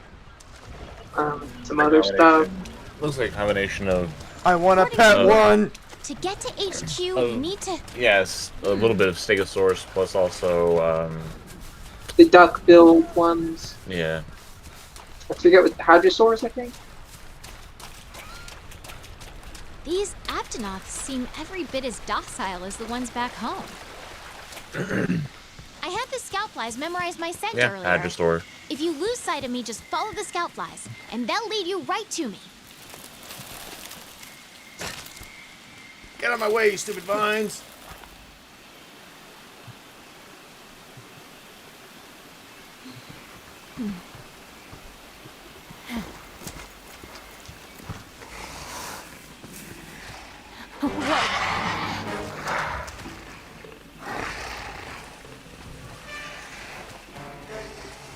Come on, motherfuckers, let's do it. Let's do it. Let's battle this out. Let's duke it out. Uh-oh, now there's gonna be a new world in Paramore. Jurassic Park. Hey, we're about to have some Jurassic Park moments. Only except I win. Oh, look at this. Don't pick a fight if you don't have a weapon. We need to hide. Oh. Come on, this way. Hurry! Where do we hide at? Oh, okay, we hide over here.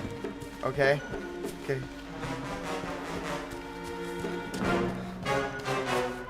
Hurry! Hurry up and hide. Get inside the bush. Stay low in the brush to remain hidden. Quietly.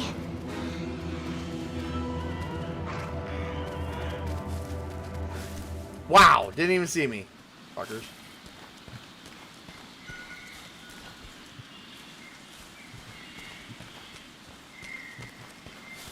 You need to hide until coast it's is safe. clear. Let's get going while we still can.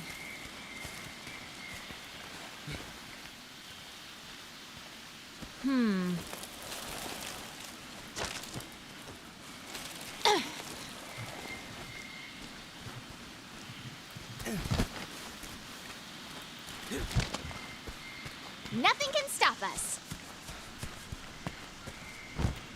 Motherfucker! Probably didn't take any damage from that. Superhero landing. I did a superhero landing. Speaking of superhero landing, we got to check out that book before I close out the stream today. Mm-hmm. Go ahead, download the sample. What is this? I already downloaded it. I already downloaded it. Look!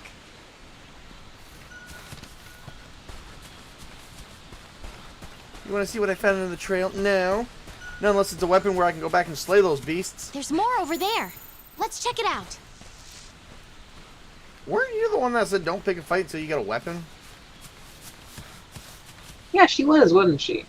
Yet we're exploring strange footprints. Without a weapon. That's really smart. Right. Oh, you're being watched. Way to go, she's dead. Oh, wow.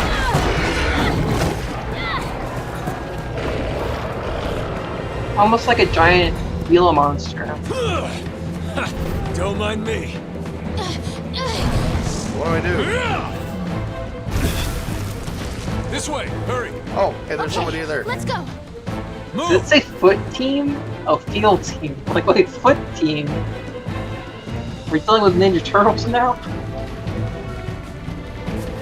Yeah. Move. Oh, that'd be so badass. Not good. Ninja Turtles on this kind of world. Over here.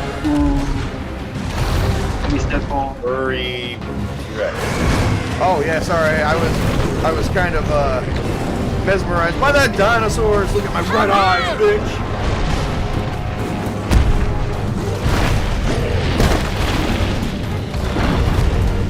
Jump!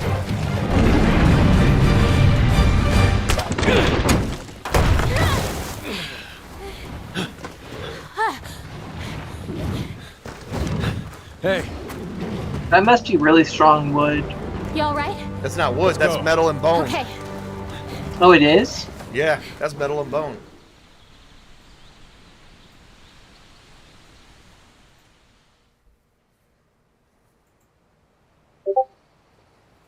It looked like wood. That's why I said that. After the long sea voyage came to a harrowing and hunter and handler braved the dense forest and head to the headquarters. And had to read that faster next time. Yeah. amazing, ain't it? Just look at this Well, gate. I didn't think it would be like It's like that nature long. meant for us to build a Stera right here. Stara. I like it. Wait a minute, isn't that the ship we came in We're on? already here. There was multiple You're ships. the last to arrive. Oh, there we. Okay. Oh my God! It's like it's the Pirate Kingdom. Ooh, Pirate Kingdoms! We need to have that in the I need to fantasy take off your world. shoulder. Yes. Hold still for a bit. Hey, you guys made it. Be right back. They survived, You're and yet alive. your little cat. Had it rough, huh? Where's my fucking cat? When we couldn't find you two, we were starting to sweat I made a bullets. cat and you took it away from me? Scared us. What a fucking We were dick talking about game going out to designer look does for you. that. I don't know. Maybe Well. one named Tabletop? Hey, we need a hand. Sorry. Yeah, don't go there. Catch you I later. did kill a bunch of horses. Our horses, you killed This them. here's our Best. trade yard. I guess the name says it all. Look at all the people. The stuff. Incredible, right? We've got it all here. We've got hunters to do all the exploring, scholars to do the research, technicians to keep them going. This place is the beating heart of the Commission. Wait here a sec. Commander, I found him.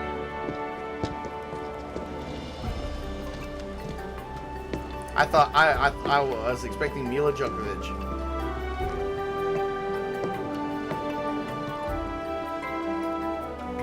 Welcome to Astera. I think that might be one of the Critical Role voice actors.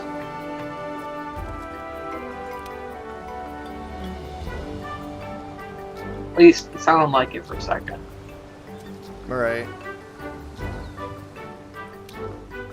I have to look up the Your credits. reputations precede you.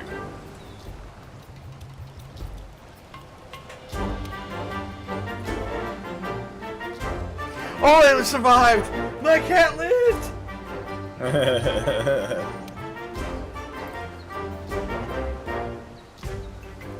Well, off you go.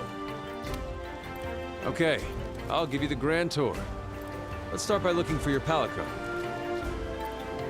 This is our stockpile. They carry most of the basic necessities. You should drop by later to see what they have. Maybe you'll find your pack in there that you lost when the ship sank. Because apparently everything else survived. Next is the smithy. It's this way. Over here.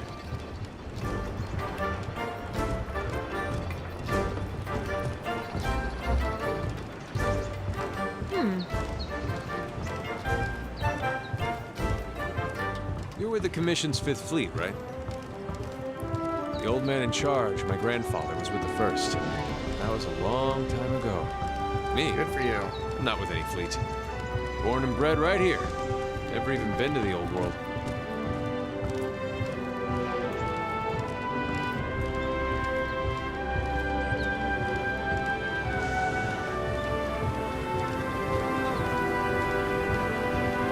Here's our smithy. This is where you can craft weapons and armor. You'll be here a lot. Wow! Look at this place. Want to check it out? You don't have a say in it. Ooh, it's toasty in here. Next up is the canteen. Let's check it out.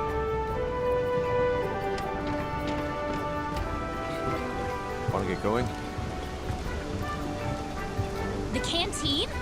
I am so there. I feel like ever since Star Wars, everything in the fantasy world is almost named the canteen. Over here. I mean, I suppose, but I haven't noticed that too much in my wanderings of the imagining worlds of fantasy and science fiction. I call them bars or bars, or I like they're- taverns. Here's our canteen. Yeah, either way. Actually, that's canteen, not cantina. Over there. Oh, my pelican! Hey, you!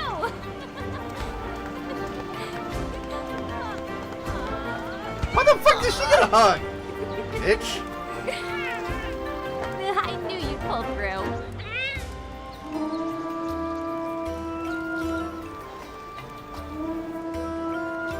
Right. We're calling for a council. Come on. Yeah. Now that you are all here, let us begin council. After tracking a migrating elder dragon across the sea, the Fifth Fleet have finally arrived in Astera. Give them a warm welcome. They're a fine group, worthy comrades who will help see the Research Commission's long efforts finally rewarded. Would you like to say a few words? Thank you, sir. We're ready to roll up our sleeves and get our hands dirty. This here is the Commission's core team. You should all get to know each other. Looking forward to it. Oh look, you got. Do I have an elf and a dragon in the party? Hell yeah! Look, you Now, have the business. Hogwarts colors on the banners behind them. I didn't even notice that. Oh my god, you do. The latest monster to make the Elder Crossing is known as Zora Magdaros, a huge monster with a mountain of fire upon its back. The Research Commission's job is to discover exactly why the Elder Dragons are migrating to the New World. Elder dragons have been with us since the dawn of time. There's a cat looking like a pirate. Shaping the land, leaving disaster in their wake. Once every decade or so, they flock to this continent. But for what reason? With the Fifth's help, we will find the missing link. Here, here. Now we're talking! Hunters, for the time being, I need you to focus on investigating our Jagras problem and securing Astera. Start by investigating the Jagras' habitat. Find out what makes them tick, and we'll go from there. Right. We're on it, sir. Everyone else, you know the drill.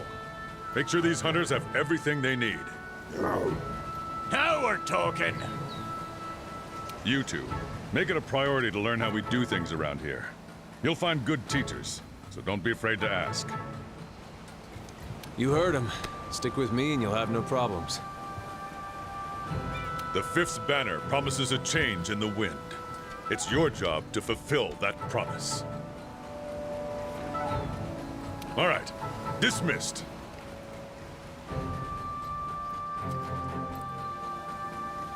Mm-hmm.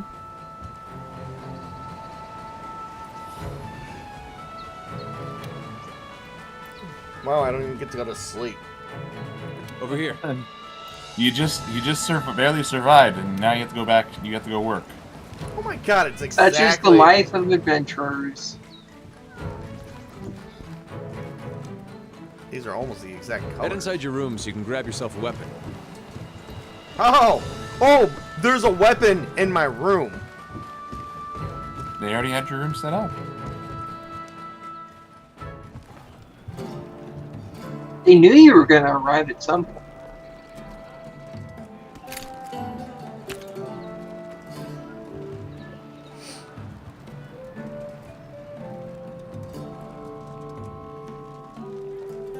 This is pretty much a medieval fantasy world, but instead of making placed our some basic traditional gear for you in weapons, that it's a equipment box. separate world from Make our sure to own. choose a weapon that suits you. Mm-hmm. All right.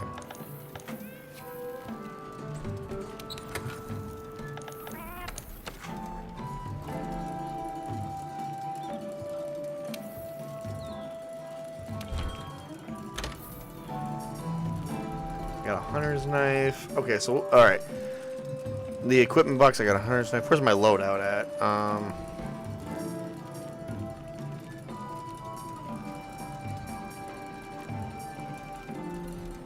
Okay, that's what it's equipped in.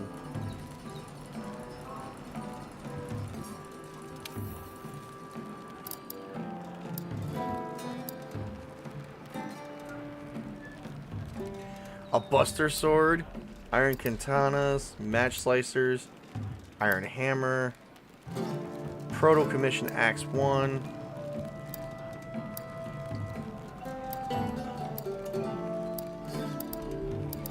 A metal bagpipe? What the frick does that do? Oh, whatever a metal bagpipe does. That is weird. It's weird for you to not have to understand what a metal bagpipe is used for. Yeah, you don't know what a little bagpipe does, man? What are you, not Scottish or something? I mean, you brought it over, so. Oh, I why'd hate you bring it both for over? that. I hate you for that. I'm Irish, not Scottish, you fuckers. Want to get going? Yeah, I guess so. I got my Once weapons. you're ready, head to the canteen. I'll be there waiting with a quest. That is very true. Why are you appropriating my people's culture? Shut the fuck up.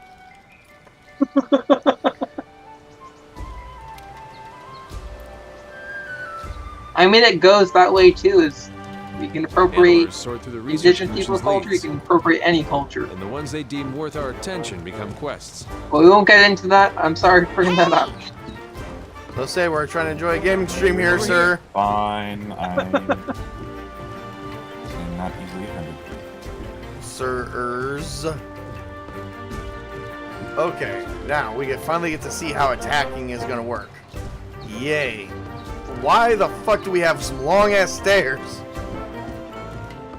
Because this is a world with no wheelchair users. Yeah, you can't do that here. Too many stairs. Right on time. Ooh, I feel sorry for whoever has to use wheelchair. Yeah.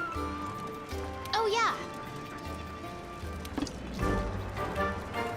I'm pretty sure they've got something that can help with What are we that. waiting Oh for? yeah. They have New like world awaits. potions that can cure wounds. They have everything, like, or like probably mecha inventions that allow you to walk without needing medicine, like potions or magic to cure your legs or your spine or whatever. West accepted.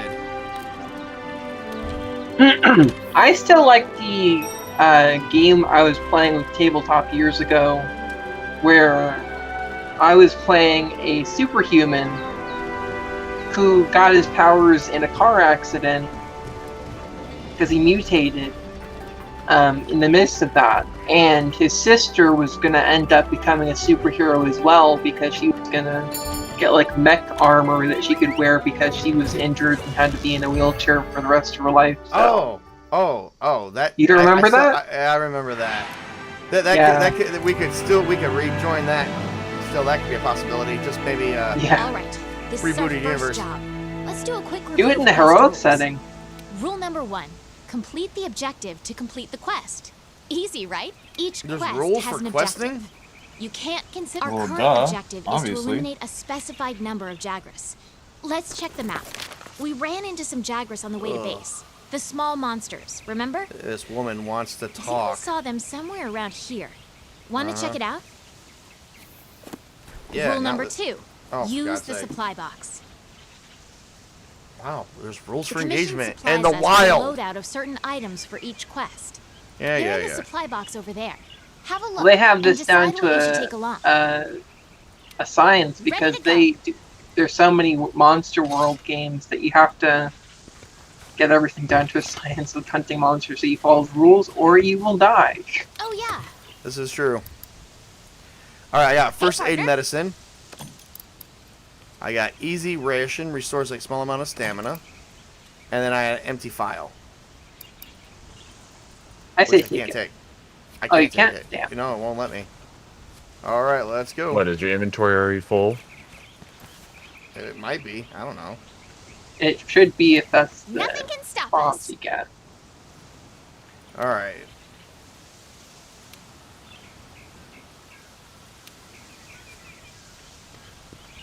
Want to get going? The dual blades are close-range weapons made for hitting prey with a flurry of attacks.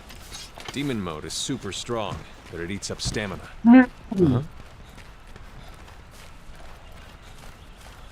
Control for the item bar. Be careful. Ready your weapon before attacking. Keep in mind that what you're able to do depends on whether or not your weapon is drawn. When you're investigating or gathering items, you generally want to keep your weapon sheathed.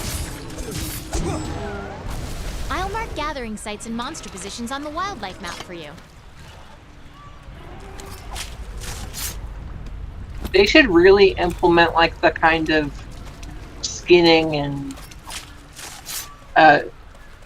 animations from Red Dead Redemption 2.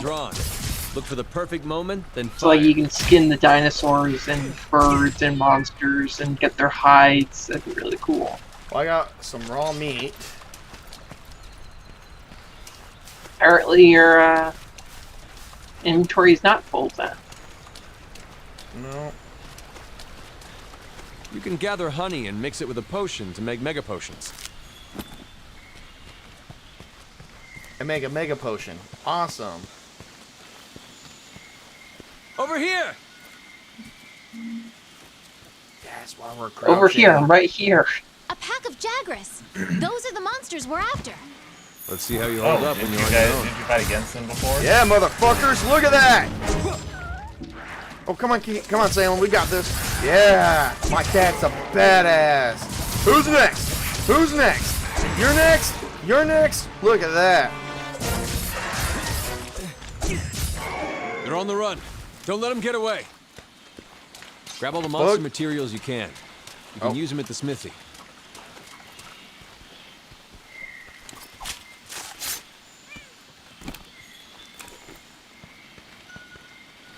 Hey Salem, you want some lizard meat? Fuck yeah. Over here! I got some lizard hide, too. I wonder if this is what you can make into, like, fucking, like, armor and shit. Get rid of this metal armor.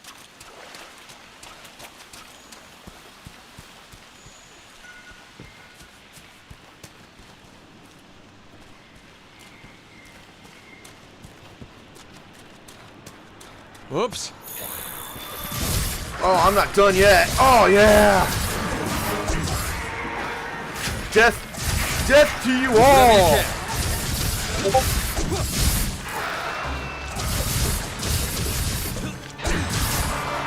They call me, I am Tabletop Junkie, and they call me the Crimson Fucker. Really? You fought Crimson? Yeah. Anytime that he sees a bucket of red paint, Now's he your just chance. starts going.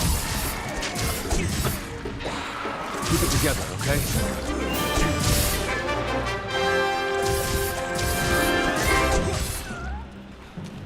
Okay. Returning to base. Head home 1 and minute. report back to the old man.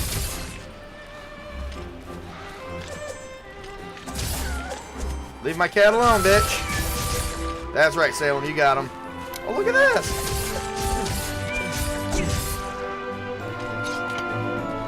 We're not done yet, Salem. There we go.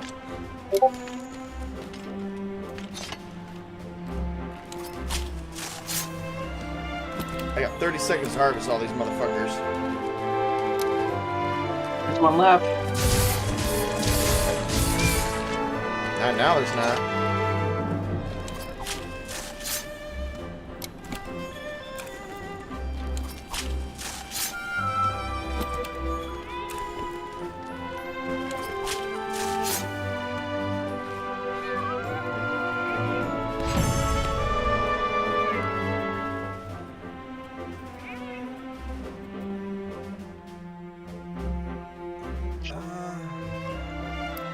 Tickle.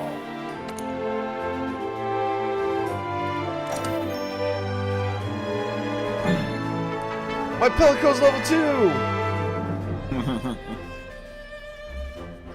and money is called C in here. Awesome.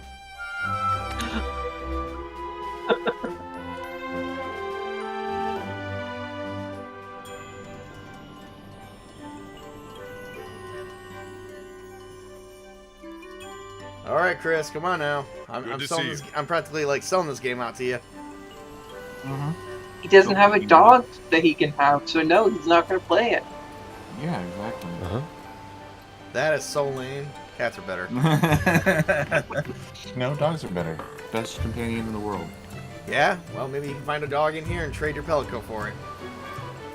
Got it. You have to look that up because I don't trust Tabletop to know that. Either.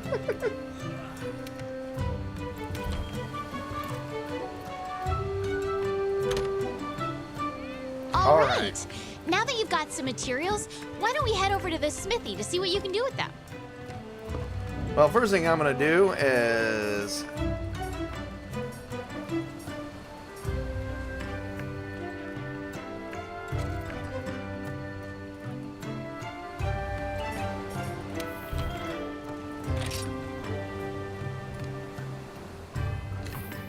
Well, hang on, wait, we came all this way, we might as well go to the... Oh, God, I think anyone who's in here can hear me.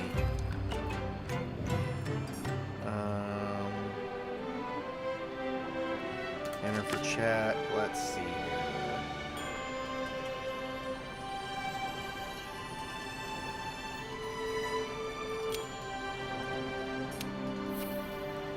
I don't want anyone to know that I am here.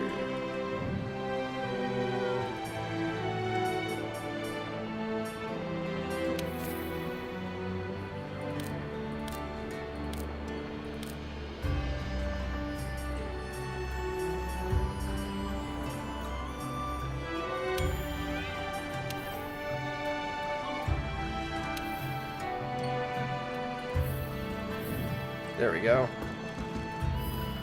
All right.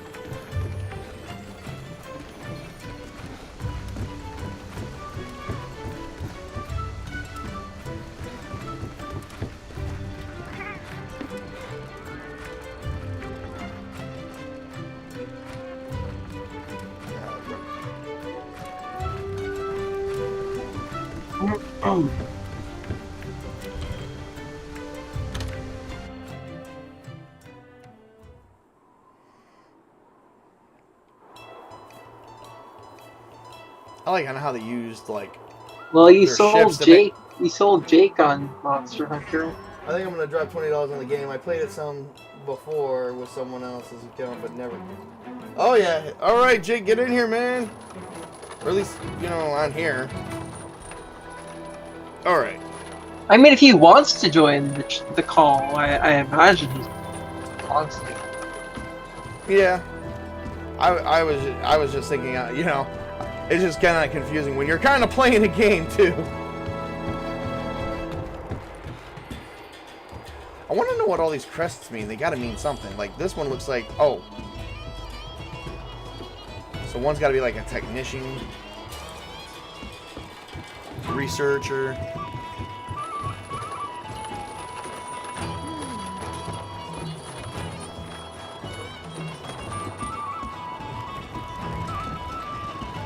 Come to the gathering hub in a minute. I need to go back.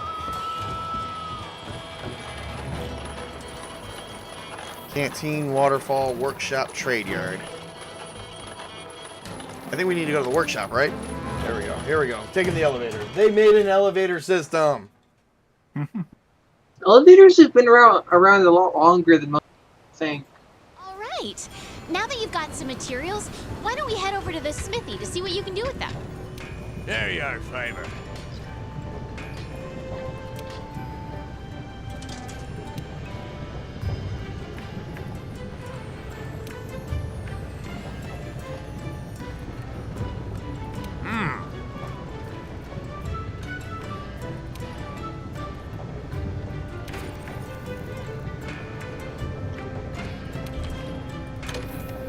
Okay.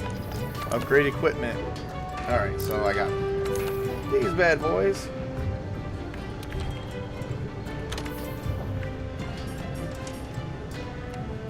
Two iron ore.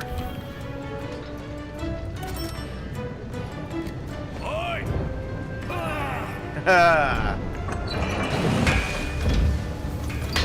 Now my blades are going to come out looking like blades.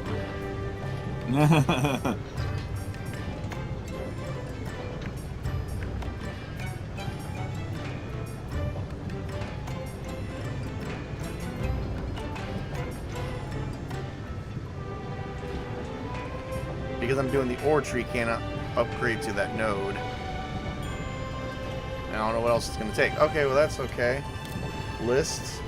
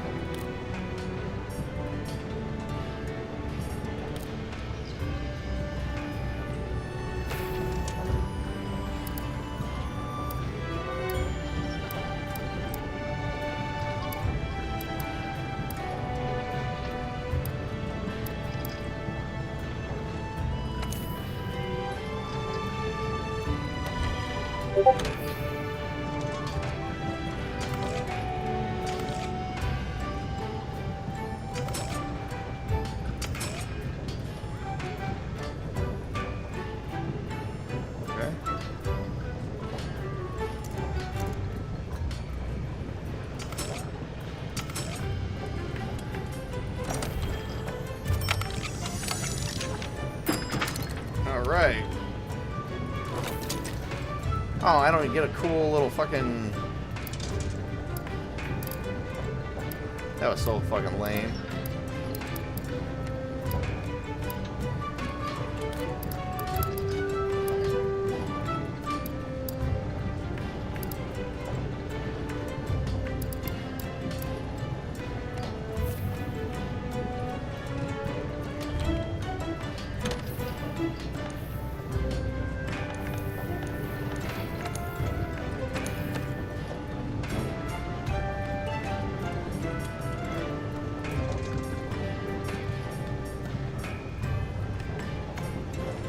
A bunny rabbit headgear.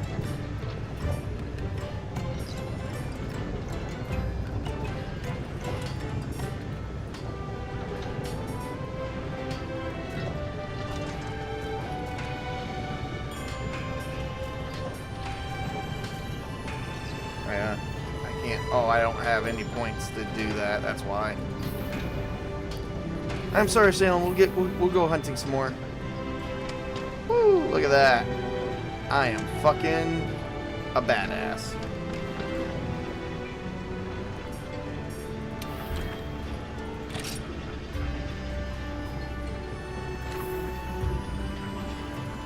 Alrighty, everybody.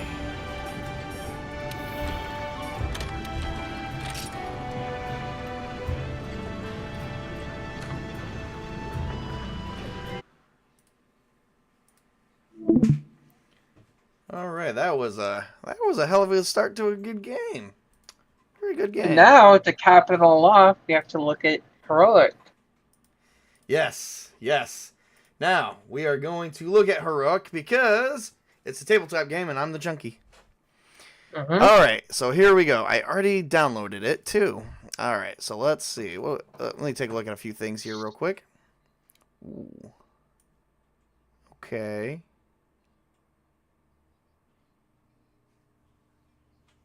Okay. Alright, cool. Not sure what any of this means, but we'll figure it out. What are you confused about? Oh, well, the first thing I pulled up was a fucking... This is a 200-page book. 155 pages, not 200. Close enough. 55 pages, close enough. I was about to say it's literally 45 more pages. It'll be 200. 45. That's it. That's not much of a difference. Especially since it's just like this is the best beta I've ever seen. Here, I'm gonna share this with some people here. This has been developed and play tested a lot. Get this released, sir. Jeremy Bear, if you are coming across my stream, which I don't think you are, because You'd have to post it on his server. Yeah, I have not. You might show up then. He doesn't use Twitter. There's probably a good reason for that. Yeah, there really is. There's a lot of drama on Twitter. No Yeah. sense and all that shit. All right, you guys are not going to see us at all. You're going to hear our voices. Heroic, the role-playing game. Sweet. All right, let's take a look at a few things here. They made some changes. Adding the missing power rank spreads and that stuff. Okay. Yes, honey. I got it, honey. Thank you, honey. 198X, a term representing the time lock era of the Zenith universe in the alternate 1980s. Oh my God, I always love these things. That was one reason that drew me into World of Darkness was the fact that they have their own glossary and lexicon, and it feels like this is what I have right here. These are things, limitations, a hindrance, and sit back on the power. This is like, well, this is game terms, not in-universe terms. But well, some of them are in-universe terms, but not many. Yeah. All right. What's in the box? In this book, there is no box, as there is no spoon. Oh my God, that was lame. That was cheesy. That was cheesy. A little bit of the Matrix there. Okay. So we have power rank values. A value of... You want to share the PDF? I am sharing the PDF. No, are you? Oh yeah, you're not sharing on Discord. Hang on. I can share it right here. Okay. Guess I'm trying to share the PDF for you. Oh, wait a minute. Maybe I need to do this. Give me just a hot second. There we go. Discord's not working right, anybody? When does Discord ever really work right? It almost never does.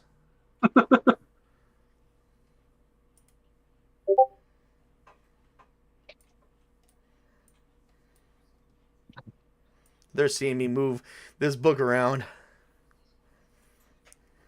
Don't worry about it. Just do it on the stream. I don't. Okay. All right. So, we will go into this much more detail in the upcoming section of the book of Heroic. Most of the things of Heroic are measured by ranks.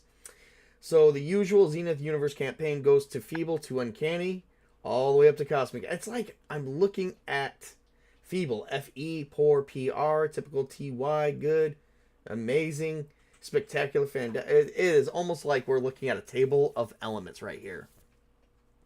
Well, these are basically the titles of the Marvel characters: the Uncanny X-Men, Spectacular Spider-Man, the Amazing Spider-Man, the Incredible Hulk. I actually did not think of that. Mm-hmm. All right, and for 1 or 2 spread, the value is a 2. Okay. All feats are a D100 roll,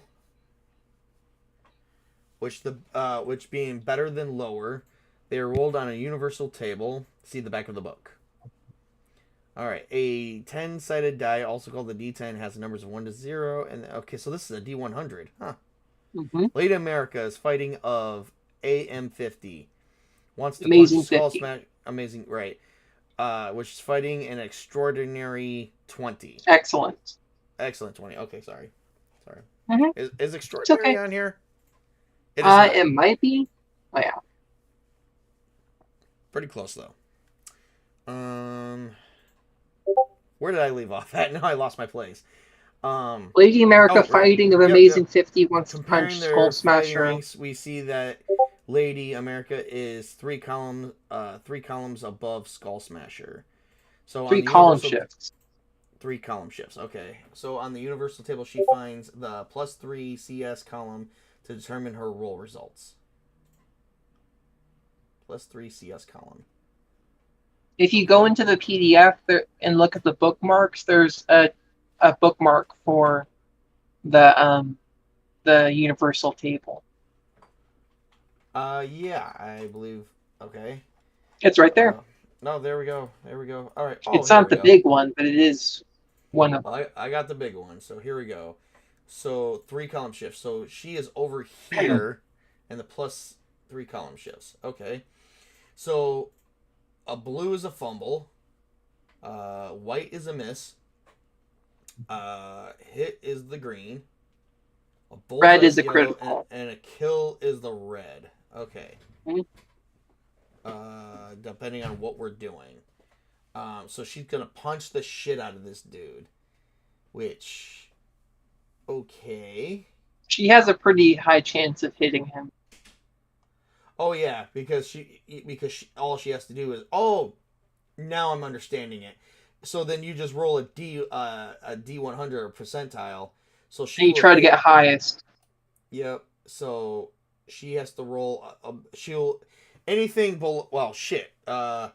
Which means she could roll 40 or better. She at least gets a hit. But if she scores above 60 or better, she's got a bullseye. And then if she does I'm not mistaken, that's a 90 or better, it is a kill. Oh my god, that is so fucking awesome. Mm-hmm.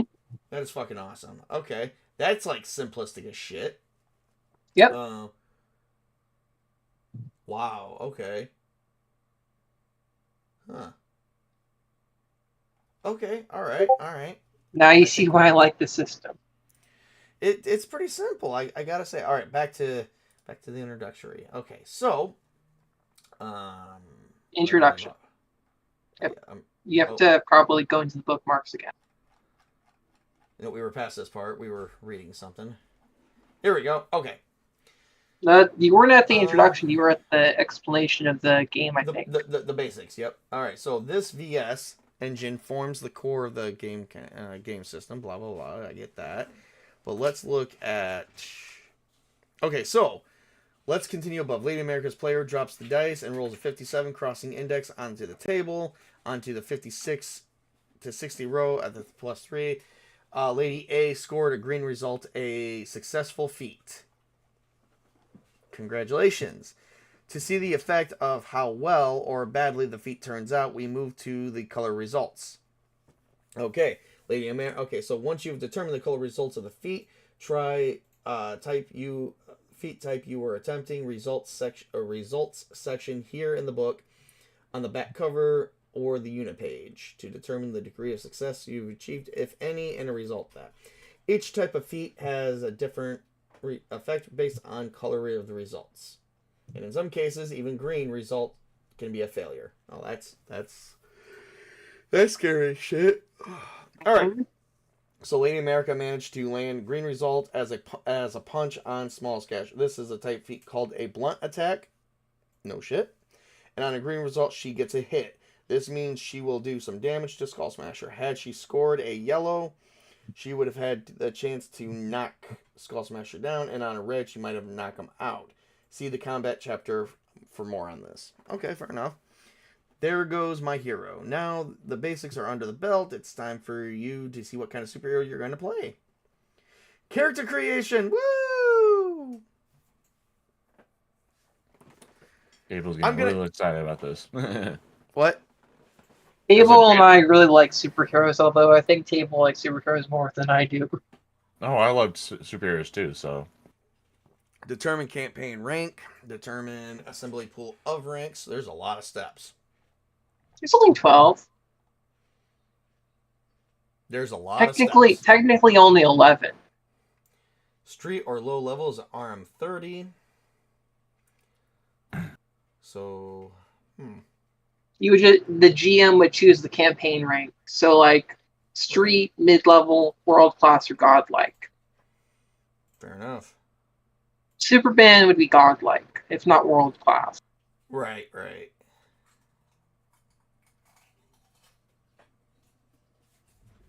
So, okay. So 1, 2, 3, 4, 5, and anything remaining would only get a TY06, which is a typical. Yep. So AM. Okay. So if it goes to, okay, all right. So based on the power level I have set for the new campaign, let's say AM 50, which is amazing 50. Each character gets the following ranks. So okay. So you'd get 50 all the way down for each one. Okay. No. You get 6 typical, 5 good, 4 excellent, 3 remarkable, 2 incredible, and 1 amazing. Oh, okay. Okay, so you just you put those on your sheet and your powers. That's interesting. Choose your origin: artificial, birthright, legacy, mutation, mystical, outsider. Oh my God, they hit all the bases, and it looks like depending on which one you pick, basically you get some modifiers for that. Mm-hmm. Like if you're playing a Batman type character, then you just have trained as a origin, which means you're a highly skilled human. Despite having no powers, they're able to use their training to stand shoulder to shoulder with other heroes geared to even the scales. But that also means they're an ordinary human, so they have the normal human weakness. Fair enough. Abilities are purchased whichever rank you assign to them. This means if you have a typical 6 in any ability, that is the rank it will have. See primary abilities in section for benchmarks later. This is something I'm gonna need to heavily sit down and read. But I think, is there a character sheet for this that I can share? There is. Yeah, I'll send it to you. Let me see if I downloaded it, because I downloaded 4 files from DriveThru for this. It might be there, but if not, let me check and I'll send it to you. Oh my God, and it's fillable. Mm-hmm. I am so sorry. I feel and there's health and metal. Oh my God. I am so sorry, everybody. I am just geeking out. You know what? There's even an Excel sheet that you can use to figure things out, and it's calculating everything as well. I got the universal table here. Needs to change his pants now. Yes. Not quite that. Not quite that bad yet. Although we are getting there.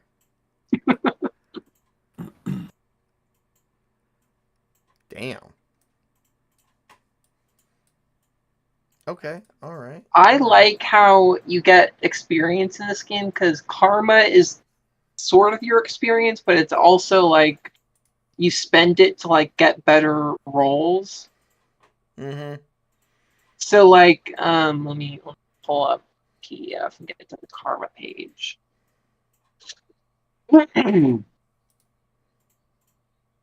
So I won't tell you about the changes he's doing with Patreon, because there's some really cool stuff you get for karma or lose karma in the new karma rewards stuff. Right. But if you stop or prevent a violent crime, you get plus 30 karma. If you arrest someone from doing a violent crime, plus 15 karma. If you stop or prevent a robbery, it's 20 karma. If you stop a global conspiracy, that's plus 50 karma. If you rescue 5 or more people, 100 karma. But if you commit a violent crime, it's negative 60 karma. Okay, so it kind of... All right, I see how that works. And if you kill someone, that's all of your karma gone.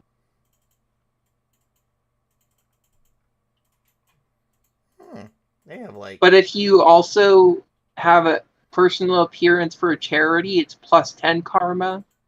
If you do an active charity, it's plus 10 to plus 40 karma. You can donate to charity, and that gives you an amount of karma donated resources. Right. And you also get karma for being a good role player, stumping the narrator, or being humorous. Physical abilities are fighting, agility, strength, and endurance. Mental abilities are reason, intuition, psyche, and dynamic. And the ranks of these abilities are rated in benchmark sections. Okay, all right.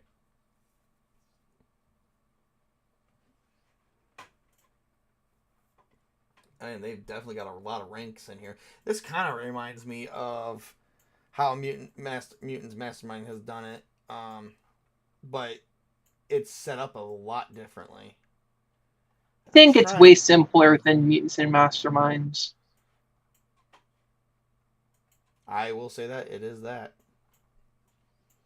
Basic feat, power feat, resource feat. What's the difference between them? A standard action such as jumping, lifting, or hitting.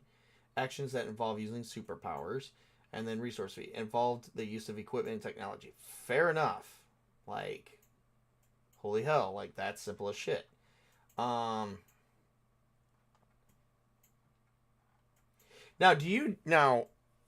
how does powers... Now, the one thing I do want to know is how does powers work in this situation?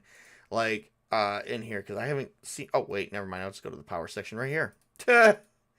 Powers are the central narrative experience of the heroic RPG, driving characters' development, conflict, and story progression. Characters with superpowers might be mutants, aliens, enhanced humans, or beings of mystical origin, each with a unique background and motivation. The use of superpowers introduce dynamic challenges and opportunities in gameplay, from combat to puzzle-solving exploring.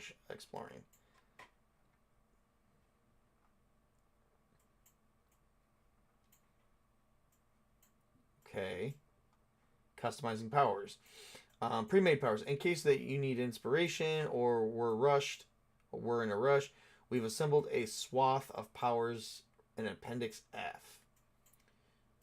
After choosing... And you can also make your own powers. Fair enough. For that, a good resource to use is Superpowers Wikia. Mm-hmm. And then you can pretty much set it to how you want to do that. And then there's more powers so there's Appendix Very F handy. and then Appendix G. Some powers you don't even know, you didn't even realize existed until you come across the Wikia. Well, Appendix F is quirks expanded. Appendix H is powers expanded.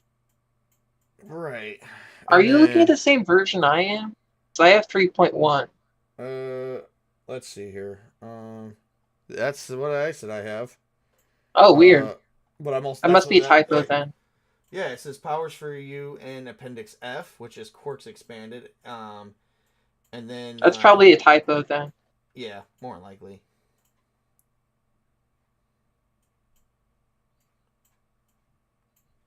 Inspirations and reading lists. Adventure Comics. Oh, stuff from DC and Marvel. And X-Men.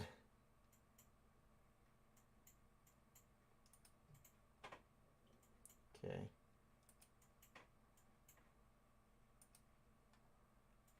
New Teen Titan. I need to read those at some point. It looks like they do have a lot here. This is a lot to go into. Like, this is like something I gotta... Yeah, it's still getting produced and made and worked on still, so...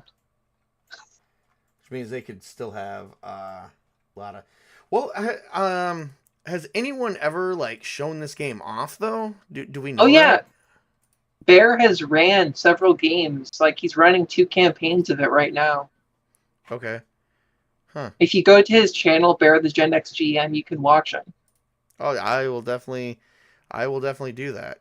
Actually, it's probably not Bear the Gen X... Yeah, it is Bear the Gen X GM. He changed it at one point to something else, and now he's back to Bear the Gen X GM. Okay, fair enough. All right. Well, we've been at this for nearly 4 hours, guys. Oh, and someone just showed up, a Menra. And said, moo. Moo to you too, kind sir or lady. Or they, them. Whatever you go by. Because I am, like, completely baffled. So let's go with there. Maybe they're high or something. I don't know. Pimp your stuff. Okay. I'll pimp my stuff. That's not what they said.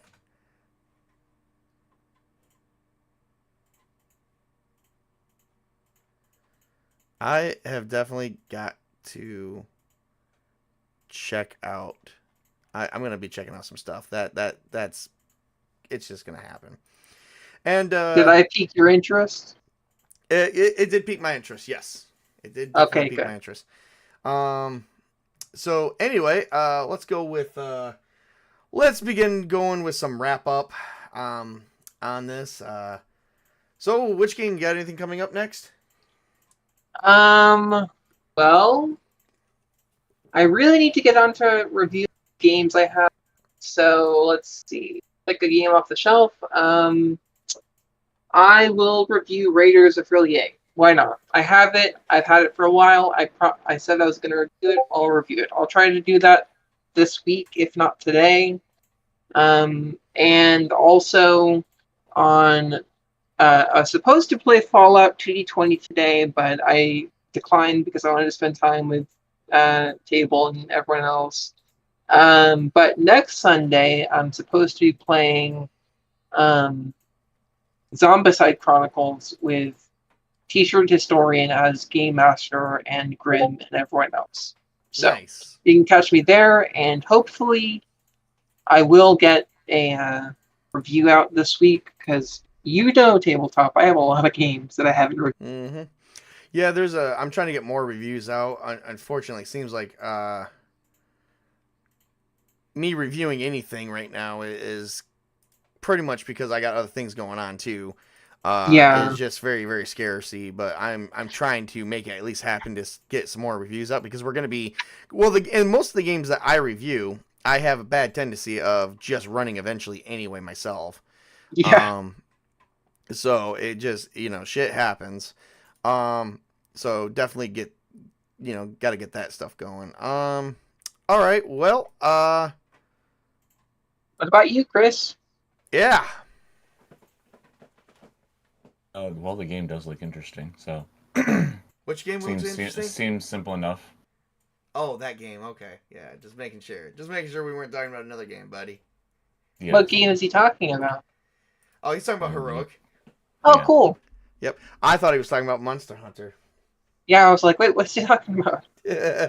I'm talking about a game. Just won't tell you what game. I just want to tell you what game. The Pelico is very cuddly. I want to play a Pelico or a Palico or whatever it's called in a fantasy game.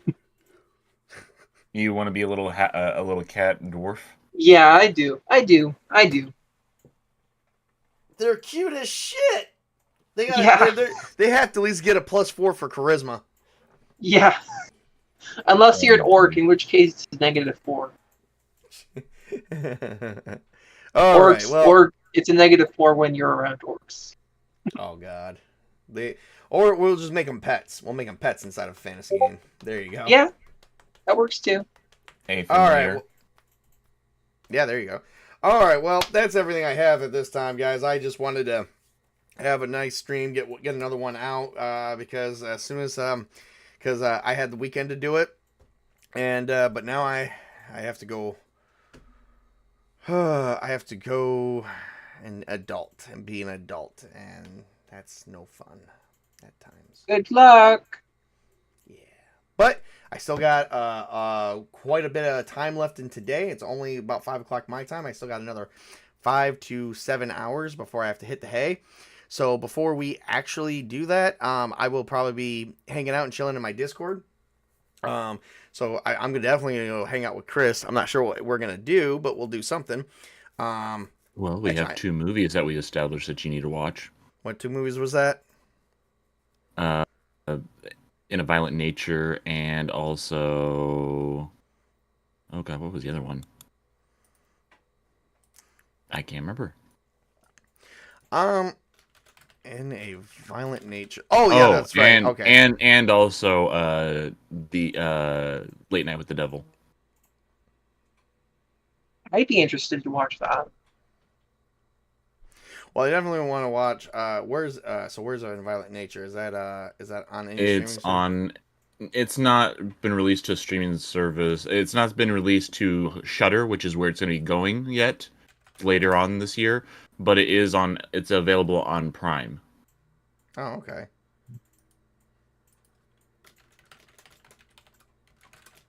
Well, we should probably end the stream. All right, hang on. I'm not done yet. Okay. But I am checking on something here, and I could totally get it right now on Vudu. Hell yeah! But I will definitely watch it on Prime first because that's where I'm more interested in watching Late Night with the Devil than the other one because I don't know anything about the other one, but Late Night with the Devil seems kind of fun. In a Violent Nature is basically just a Friday the 13th reboot, ripoff. Oh, I don't know. I don't know if I want to watch that. Now I want to watch Friday the 13th. God damn it, we got things to do. Anyway, this is Tabletop Junkie telling you guys thank you for joining. It was definitely a good birthday stream from me. I'm getting older, hitting the big. I'm not gonna tell you my real age. I'm gonna tell you guys an age and 43. Call it good, but just No, he's actually turning about 83. He just sounds really young for some reason. 183 actually.